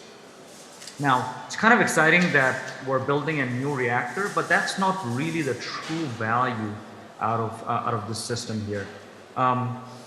Essentially, we're generating electricity and heat, and we're more excited to actually test out what are the different applications this small microreactors can enable. So we're essentially opening up opportunities for testing to have various electricity and heat end users. Like, Dell, for example, wants to have a containerized data center. They want to bring it over and plug it into Marvel, charging EVs directly from a microreactor. We've always talked about these things, but we've never really demonstrated with a nuclear system, right? In reality. Hydrogen production using high-grade heat, water purification, you name it. These are just examples, but there's tons and tons of different applications we can actually truly demonstrate with a real microreactor on site. On the left-hand side, it shows you Inal is basically the lead in this project, but it's not the only organization. We have about 11 organizations altogether that are putting together the right people to make this reactor come to fruition. We have a couple of other national laboratories that are working, Los Alamos, Argonne National Lab. We also have a few private companies helping us with the final design, and a few universities that's also part of our team. Our regulator is not the U.S. Nuclear Regulatory Commission. It is not the NRC, but it's because we're doing it on a DOE side, it's being regulated by the U.S. Department of Energy, by the Idaho Operations Office. Again, the true value is to bring in the end customers. We've already started talking to some of these companies, and I'm sure there's going to be many more down the road who are very interested to bring in their technologies and hook it up to a real microreactor and power it. Now, it's kind of nice to show these icons, but what does it really look like illustratively from on the real site in the treat facility? That's kind of what it looks like. This is the treat building here at Idaho National Lab. It's a graphical illustration, but that building is a real building. And we're going to be located on the north side of the entire facility. And what we want to establish ultimately is basically a microgrid around this reactor for both heat and electricity, not just electricity alone. So we want to bring in other clean technologies like wind and solar, microgrid inverters, EV chargers, and show how we can do thermal energy storage, hydrogen generation using the heat, low grade or district heating to grow, plantations in a controlled environment. You name it, the possibilities are kind of endless here. So essentially, we're very excited about this end use. This would be probably the first microgrid in the world that will actually have a nuclear microreactor in it. So there's a lot of microgrid test beds out there, but not really with a nuclear system that represents a contemporary microreactor. And also this, in the true definition of a Gen 4 system, this would be a Gen 4 system, and we think it's going to be the first one that will basically go online here. So it's maybe a small reactor, but it has a lot of opportunities that can open up a new product line here for the overall nuclear industry worldwide. Yeah, so you have 2 minutes to go. Yeah, I'm on my last 2 slides here. There's a lot of reactors, different developers that are trying to do the demonstration here. We have not built an advanced reactor system for quite some time, so Marvel will basically do the process innovation. How do we go through the development demonstration? Even though there are different technologies, it will pave the way to some of these other technologies that can be demonstrated on site for the first of a time. We're also a product innovation, right? Just like in 1951, EBR-1 paved the way to LWR technology, we believe that Marvel can be the test reactor that will also pave the way to commercial microreactors that can serve different applications worldwide. And with that, thank you very much for your time, and I'll be looking forward to questions here. All right, thank you very much. That was very informative. Do we still have him, or did you? Yeah, I'm still here. Okay. Are there any questions for Mr. Arafat?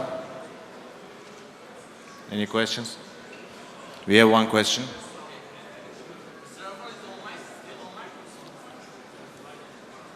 We're waiting for Mike. Hello, Mr. Arafat is still online? Yes, he is. Okay. This is Berk Güngör, by the way, Istanbul Chamber of Industry. I used to work in National Renewable Energy Laboratory in 2014 and 15 when I was doing my master's degrees in Cal State LA. I know the program a little bit. So I have a question. While we seen the 4 Stirling engines on top of the reactor, so as long as we know the Stirling engines' efficiency is very limited, so is there any gap or any chance to develop the reactor's efficiencies more than this situation?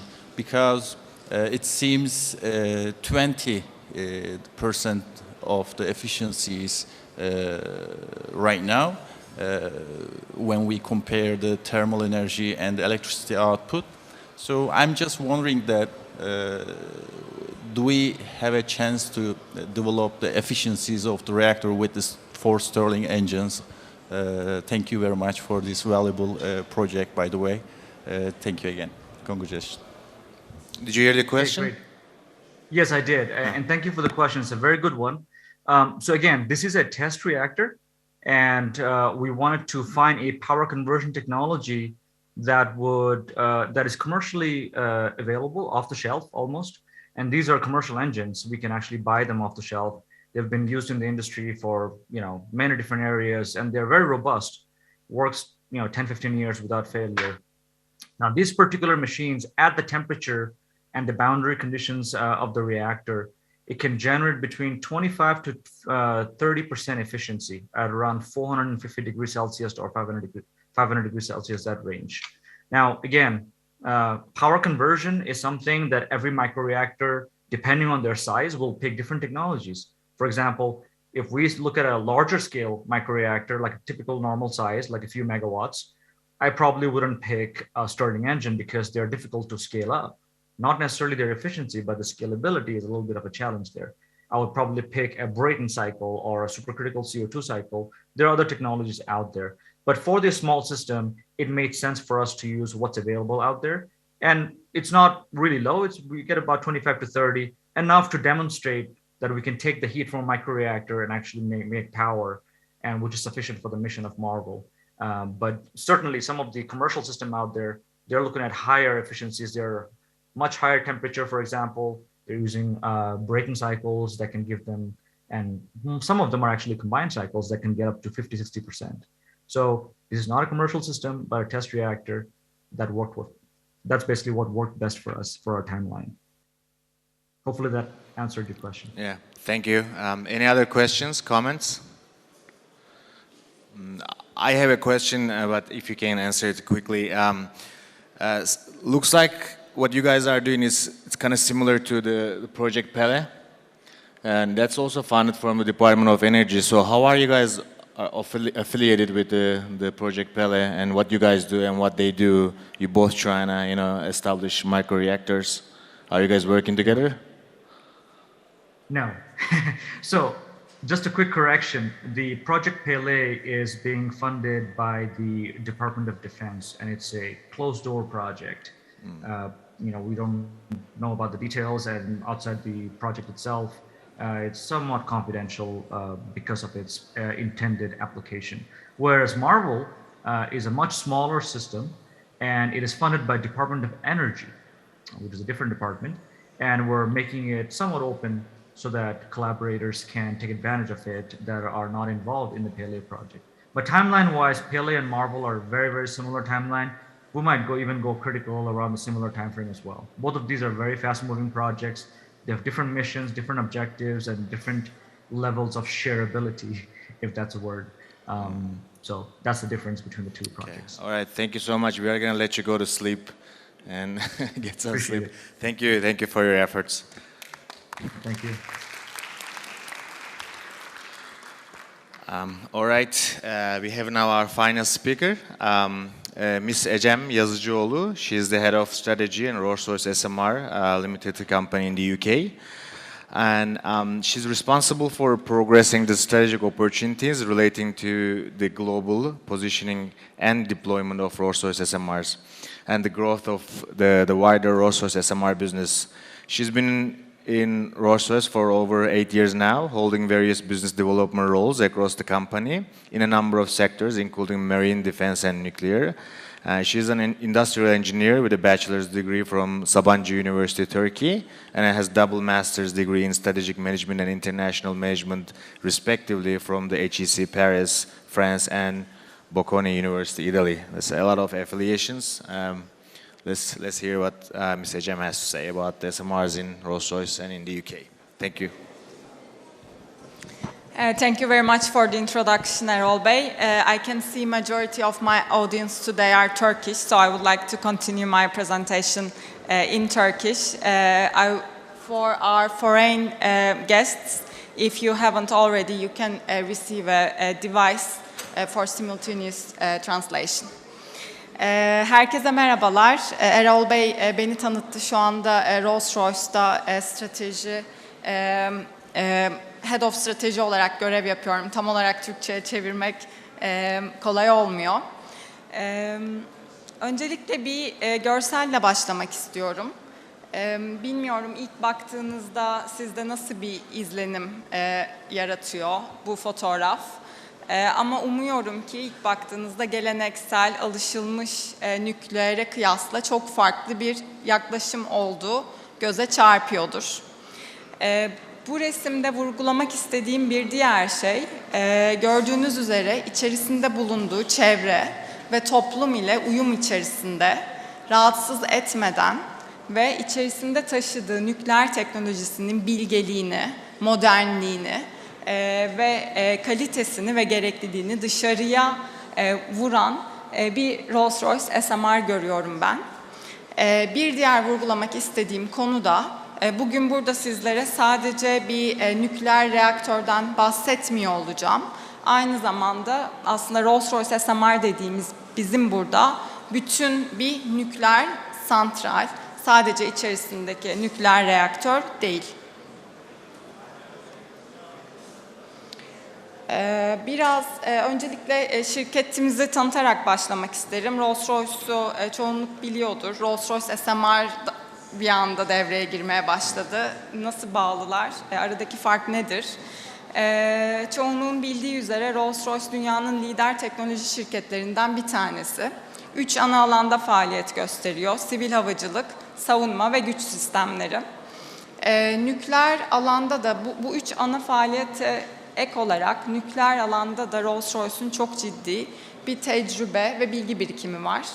Bunun nereden geldiğini merak edenleriniz var ise Rolls-Royce 60 yıldır İngiliz hükümetinin nükleer denizaltılarını tasarlayan, üreten, işleten ve bakımını yapan firmadır. Dolayısıyla bu basınçlı su reaktörleri konusunda yılların tecrübesine ve bilgi birikimine sahiptir. Zaten bu teknolojiyi, bu core teknolojiyi kullanarak ve dünyadaki nükleer alandaki ihtiyacı göz önünde bulundurarak 2016 yılında Rolls-Royce biz bu elimizdeki tecrübemizi, bilgi birikimimizi nasıl ticarileştirebiliriz? Nasıl dünyada nükleer sektörünün önündeki engelleri aşabilecek bir çözüm ortaya çıkartabiliriz? Bunun üzerine çalışmalar yapmaya başlamışlar ve böylece Rolls-Royce SMR teknolojisi ortaya çıkmış. Rolls-Royce'un nükleer alandaki tek faaliyetleri denizaltılar ve Rolls-Royce SMR değil. Rolls-Royce aynı zamanda nükleer sektöründe gelecek teknolojiler üzerinde de ciddi çalışmalar yapıyor. Görselden de anlayabileceğiniz üzere ortadaki görselde şu anda pek çok projenin yanı sıra uzaya nükleeri nasıl taşırız, uzayda insanoğlunun ihtiyaç duyacağı nükleer enerjiyi nasıl üretip kullanırız, bu da çalışılan projelerden sadece bir tanesi.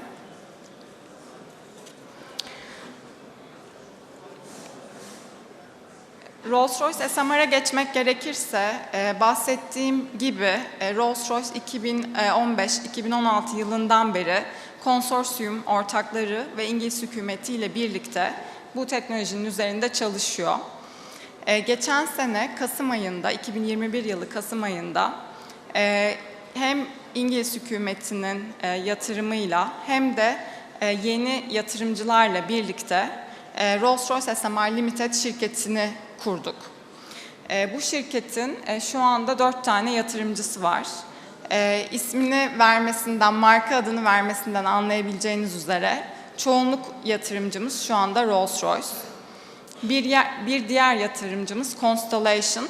Constellation da aslında bir Amerikan şirketi. Amerika'nın en büyük özel nükleer santral operatörü. Şu anda Amerika'da 12 farklı santralde 19 gigawattlık bir nükleer üretim kapasiteleri var. Diğer iki yatırımcımız BNF Capital ve Katar Yatırım Ajansı. Bunların da Rolls-Royce SMR'a yatırım yapmalarının ana sebebi dünyadaki enerji transition'ını, enerji geçiş dönemini destekleyecek şirketlere ve teknolojilere yatırım yapıyor olmaları. İngiliz hükümeti ve bu 4 yatırımcının bir araya getirdiği 490 milyon poundluk bir bütçeyle şu anda projenin ikinci fazına başlamış bulunuyoruz. Sunumun sonunda bir zaman çizelgesi üzerinde programın ne aşamada olduğunu daha detaylı anlatmaya çalışacağım. Ama şimdi özetle şirketten bahsetmişken konumuza gelmek isterim. Ben nükleer mühendis değilim. Fakat sektörde 4-5 yıldır çalışan, daha önce de enerji konularına ilgi duyan biri olarak nükleer sektöründeki problemi anlamak aslında çok zor olmuyor. Nükleer sektördeki problem aslında teknolojide değil. Dünyada şu anda 400'den fazla nükleer santral, ki bunların çoğu basınçlı su reaktörü teknolojisi kullanıyor. Rolls-Royce SMR gibi. Bunlar şu anda dünyanın enerji ihtiyacının yaklaşık %10'unu karşılıyorlar. Ve uzun yıllardır sorunsuz çalışarak temiz, baz enerji ihtiyacını müşterilerine ulaştırıyorlar. Ama hepimizin farkında olduğu üzere ve önüne geçmeye çalıştığımız konu nükleerin daha da çok yaygınlaşmasını sağlamak. Bunun nükleerin yaygınlaşmamasının bir sürü farklı sebebi var. İşte ülkelerin ya da müşterilerin gerekli olgunluğa erişmekteki uzun kat etmeleri gereken yollar olabilir. Halkın nükleerle ilgili algıları olabilir. Başka bir sürü sebep sayabilirim.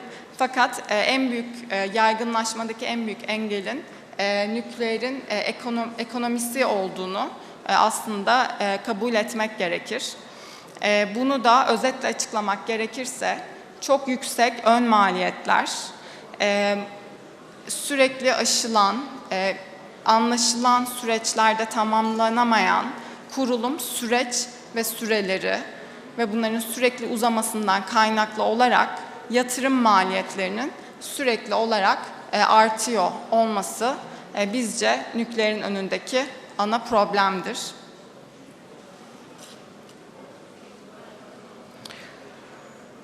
Bugün artık 2 gündür burada konuşuyoruz ve dünyadaki trende de baktığımızda ihtiyaçlar doğrultusunda artık nükleer enerji olmadan karbonsuzlaştırma hedeflerine ulaşmanın mümkün olmadığını hepimiz biliyoruz. Buna ek olarak dünyadaki artan nüfusu ve ilerleyen teknolojilerin, özellikle enerji ihtiyacı yoğun, ilerlemekte, gelişmekte olan teknolojilerin bugünkü ve gelecekteki enerji ihtiyaçlarının nükleer olmadan karşılanması maalesef demiyorum, güzel bir teknoloji, imkansız. Dolayısıyla hepimiz yeni bir model gerektiğinin farkındayız. Bu yüzden bu SMR oturumu burada bugün gerçekleşiyor. Dünyada neredeyse bütün ülkeler şu anda pek çok şirket farklı çözümler, farklı iş modelleri geliştirmeye çalışıyor ki nükleer enerjinin önündeki bariyerler kaldırılabilsin. Burada nasıl bir soru sormak gerek? Biz ön maliyeti düşük, yatırım yapılabilir, üretim süreçleri daha net olan, megawatt saat başı rekabetçi fiyatlı ve güvenli, düşük karbonlu nükleer enerjiyi nasıl sağlayabiliriz? Bu sunumda da vurgulamak istediğim ana noktaya geliyorum şu anda. Rolls-Royce SMR, inovasyon için inovasyon yapmak yerine tasarımında gerekli nükleer inovasyonları yaptıktan sonra asıl olarak problemin kaynağına odaklanmaktadır. Ve odağını inşaat mühendisliğine, üretim süreçlerine ve dijital teknolojiler ile hem üretim hem operasyon sürecini optimize etmeye odaklanmıştır. Biz Rolls-Royce SMR olarak bu yaklaşımla nükleer sektörün aradığı cevabı bulduğuna inanıyoruz.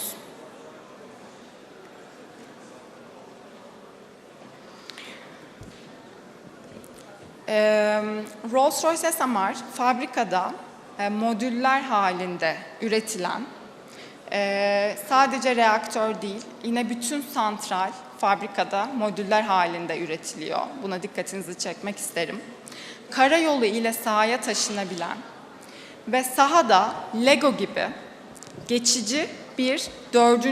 fabrika ortamında birleştirilerek 4 yılda kurulabilen bir nükleer santraldir. Sahadan sahaya gözlemlenen ve yapılması, uygulanması gereken tek değişken, sahaya özel olarak tasarlanan özel taşıyıcı temeldir. İlkini 2030 yılında şebekeye bağlamayı planladığımız Rolls-Royce SMR'lar 470 megawatt güç üretirler. Her ne kadar SMR'lar 300 megawattla kısıtlanıyor gibi görülse de bizim 470 megawatt olmamızın çok mantıklı ve tamamen optimizasyondan gelen bir sebebi var.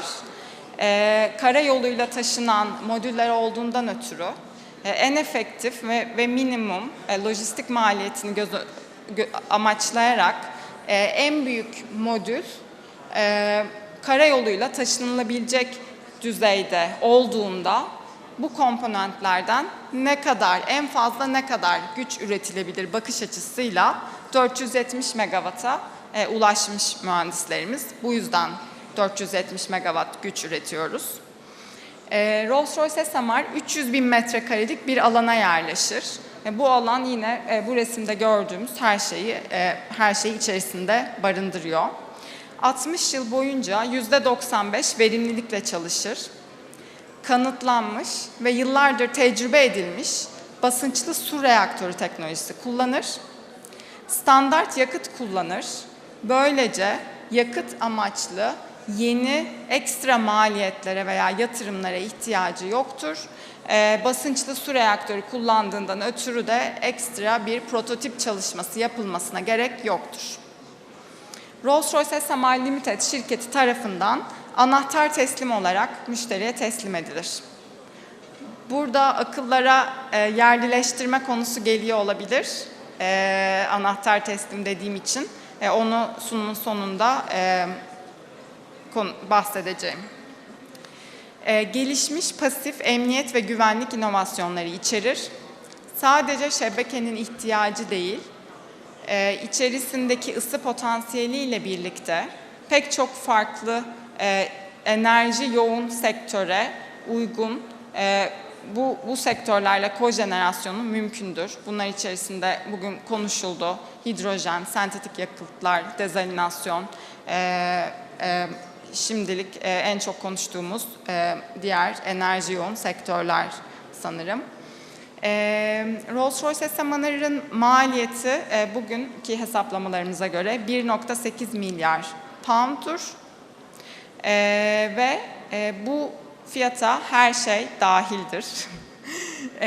Sadece dahil olmayan tek şey şebeke bağlantısıdır. Bunu yine özellikle vurgulamak istiyorum. Çünkü maliyetler konuşulduğunda içerisinde hangi birimlerin olup olmadığını bazen anlamak zor olabiliyor. Seviyelendirilmiş elektrik maliyeti megawatt saat başına bu LCOE dediğimiz yaklaşık 45 ila 65 dolar aralığındadır.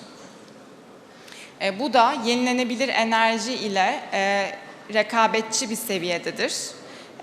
Hatta yenilenebilir enerjiyi eğer sürekli istersek ihtiyacımız olan pil yatırımları öngörüldüğünde yenilenebilir enerjiye kıyasla çok daha rekabetçi bir megawatt saat başına maliyete gelmektedir.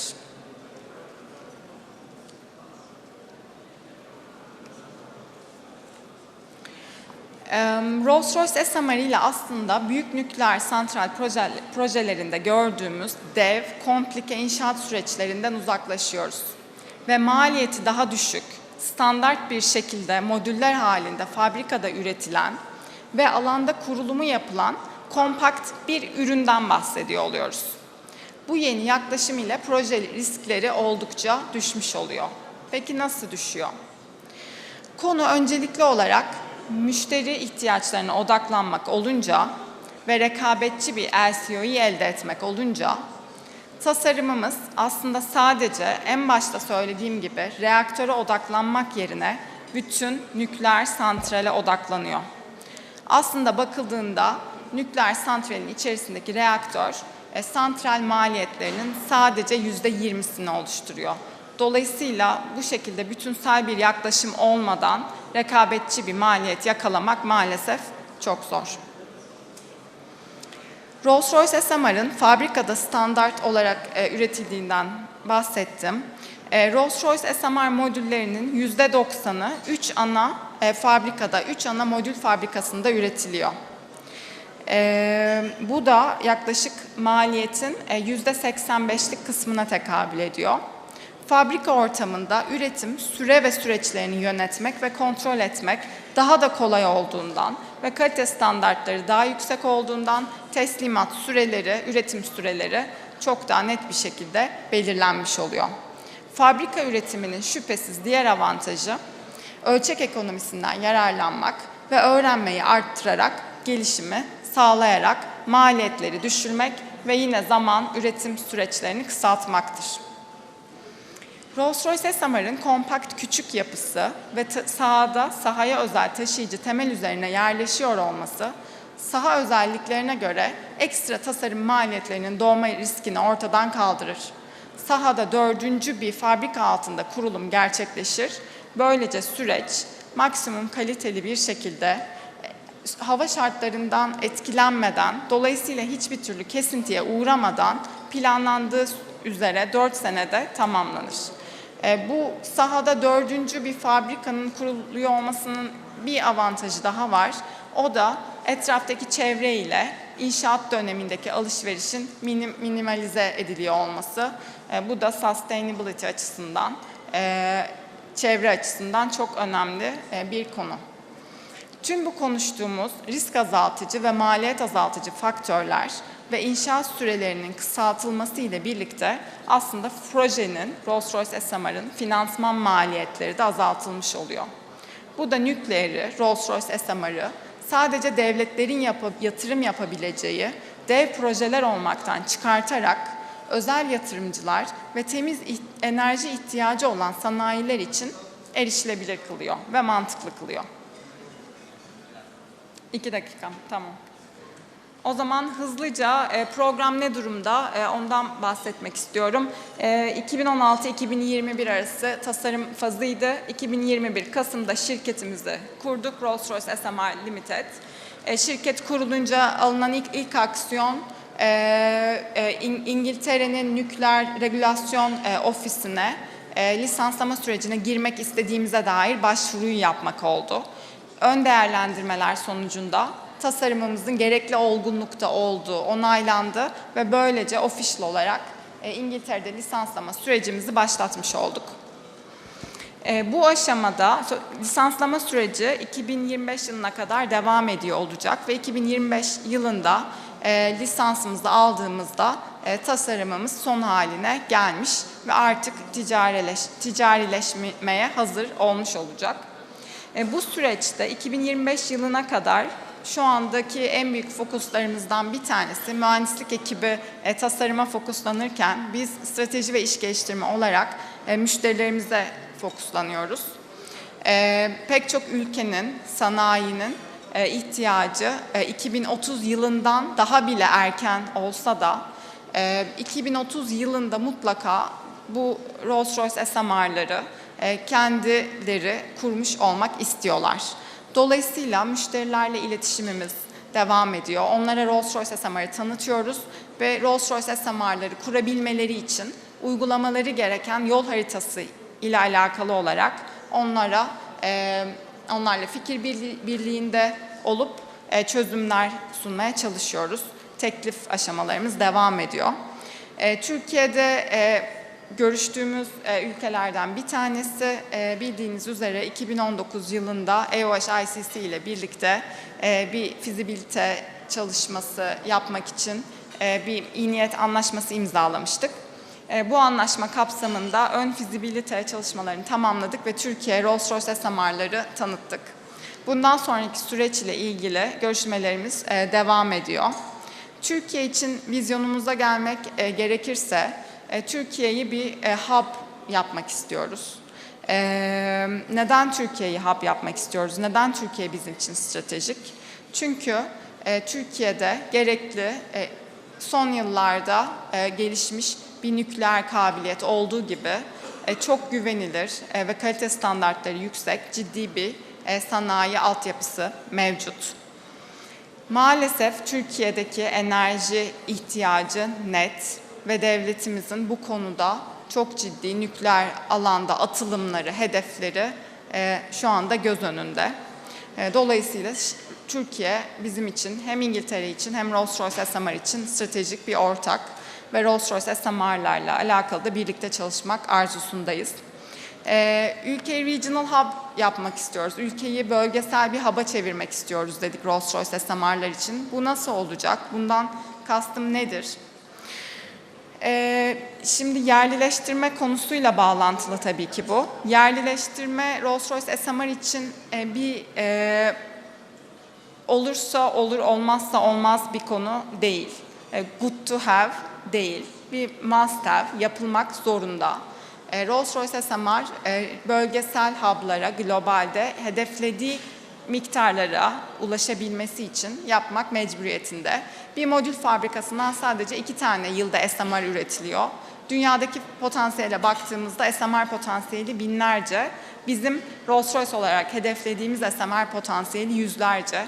Bunu sadece İngiltere'den karşılamak ne maliyet açısından mantıklı olur, lojistik maliyetleri düşünüldüğünde, ne de pazarlara ulaşım açısından maliyetli olur ve de çok zor olur. Dolayısıyla biz dünyada hub'lar kurmak istiyoruz. Türkiye'de bizim stratejik ortaklık yapmak istediğimiz hub'lardan, ortaklardan bir tanesi. Hub ne demek, ne olacak? İngiltere'deki ekosistemin aynısı bu hub'larda kuruluyor olacak. Bu nedir? Öncelikle bahsettiğim 3 modüler fabrika. Bu fabrikalar hub'larda replike ediliyor olacak. Bu fabrikalara ihtiyaç duyduğu kaynağı sağlayacak mevcut sanayi kullanılacak ve gerekli olan eksikler belirtilerek ihtiyaç duyulan ek yetkinlikler sanayiye kazandırılacak. Bunlarla alakalı çalışmalar yapılacak. Ülkede ihtiyaç duyulan mevcut nükleer mühendislerimize ek olarak ve diğer mühendisliklerimize tabii ki ihtiyaç duyulan yetkinlikler, eğitimlerle kazandırılıyor olacak. Ülkenin ihtiyaçları doğrultusunda Türkiye'nin talep ettiği, yapmak istediği operasyon, işletme kabiliyetleri ve sonrasındaki bakım kabiliyetleri istenildiği ölçüde Türkiye'ye kazandırılacak. Ve tabii ki olmazsa olmaz bir Ar-Ge altyapısı ki Türkiye olarak bu teknolojileri özümleyip kendi sistemimizin içerisine dağıtabilelim. Bunlar tabii ki bir günde olmuyor. Burada tabii ki bir geçiş süreci olacak ama 2030 için bir yerden başlamak lazım diye düşünüyorum. Dediğim gibi umarım Rolls-Royce SMR'ı Türkiye'de kurulmuş olarak sistemi işler ve çarkı döner vaziyette bir gün görürüz. Benim sunumum bu kadardı. Mail adresim istediğiniz sorularınızı gönderebilirsiniz. Şu anda varsa sorularınız memnuniyetle cevaplayabilirim.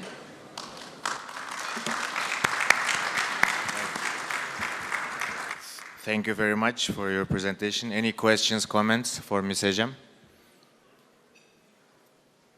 Just a quick question about the LCOE number. You mentioned $45 to $65 per megawatt hour. Is that a no-key or a full-key plant? That's for an end-of-a-kind plant. It's quite a good number, almost as good as the long-term operation of conventional nuclear power plants. Yeah, I'm happy to share the details. Great, okay. Any other questions, comments? Can we take the mic, please? There's one question. Mikrofonu alabilir miyiz? Pek duyulmuyor. Duyuyorum aslında, buyurun. Biz duyamıyoruz. Sunumunuz için öncelikle teşekkür ederim. Gerçekten çok etkileyiciydi. Benim öğrenmek istediğim şey şu. Malum biliyorsunuz ülkemiz bir deprem kuşağı ülkesi. Çok fazla fay var. Aynı zamanda yani nükleer santrallerin en önemli tarafı da bence güvenlik. Bu Rolls-Royce SMR ile diğer önceki yani şu anda mevcut olan nükleer santraller arasında güvenlik anlamında yangın güvenliği diyebiliriz veya işte olası bir deprem sonrası güvenlik. Bunlar hakkında ne gibi farklılıklar yarattınız, neler yaptınız onu öğrenmek istiyorum. Teşekkür ederim. Ben teşekkür ederim.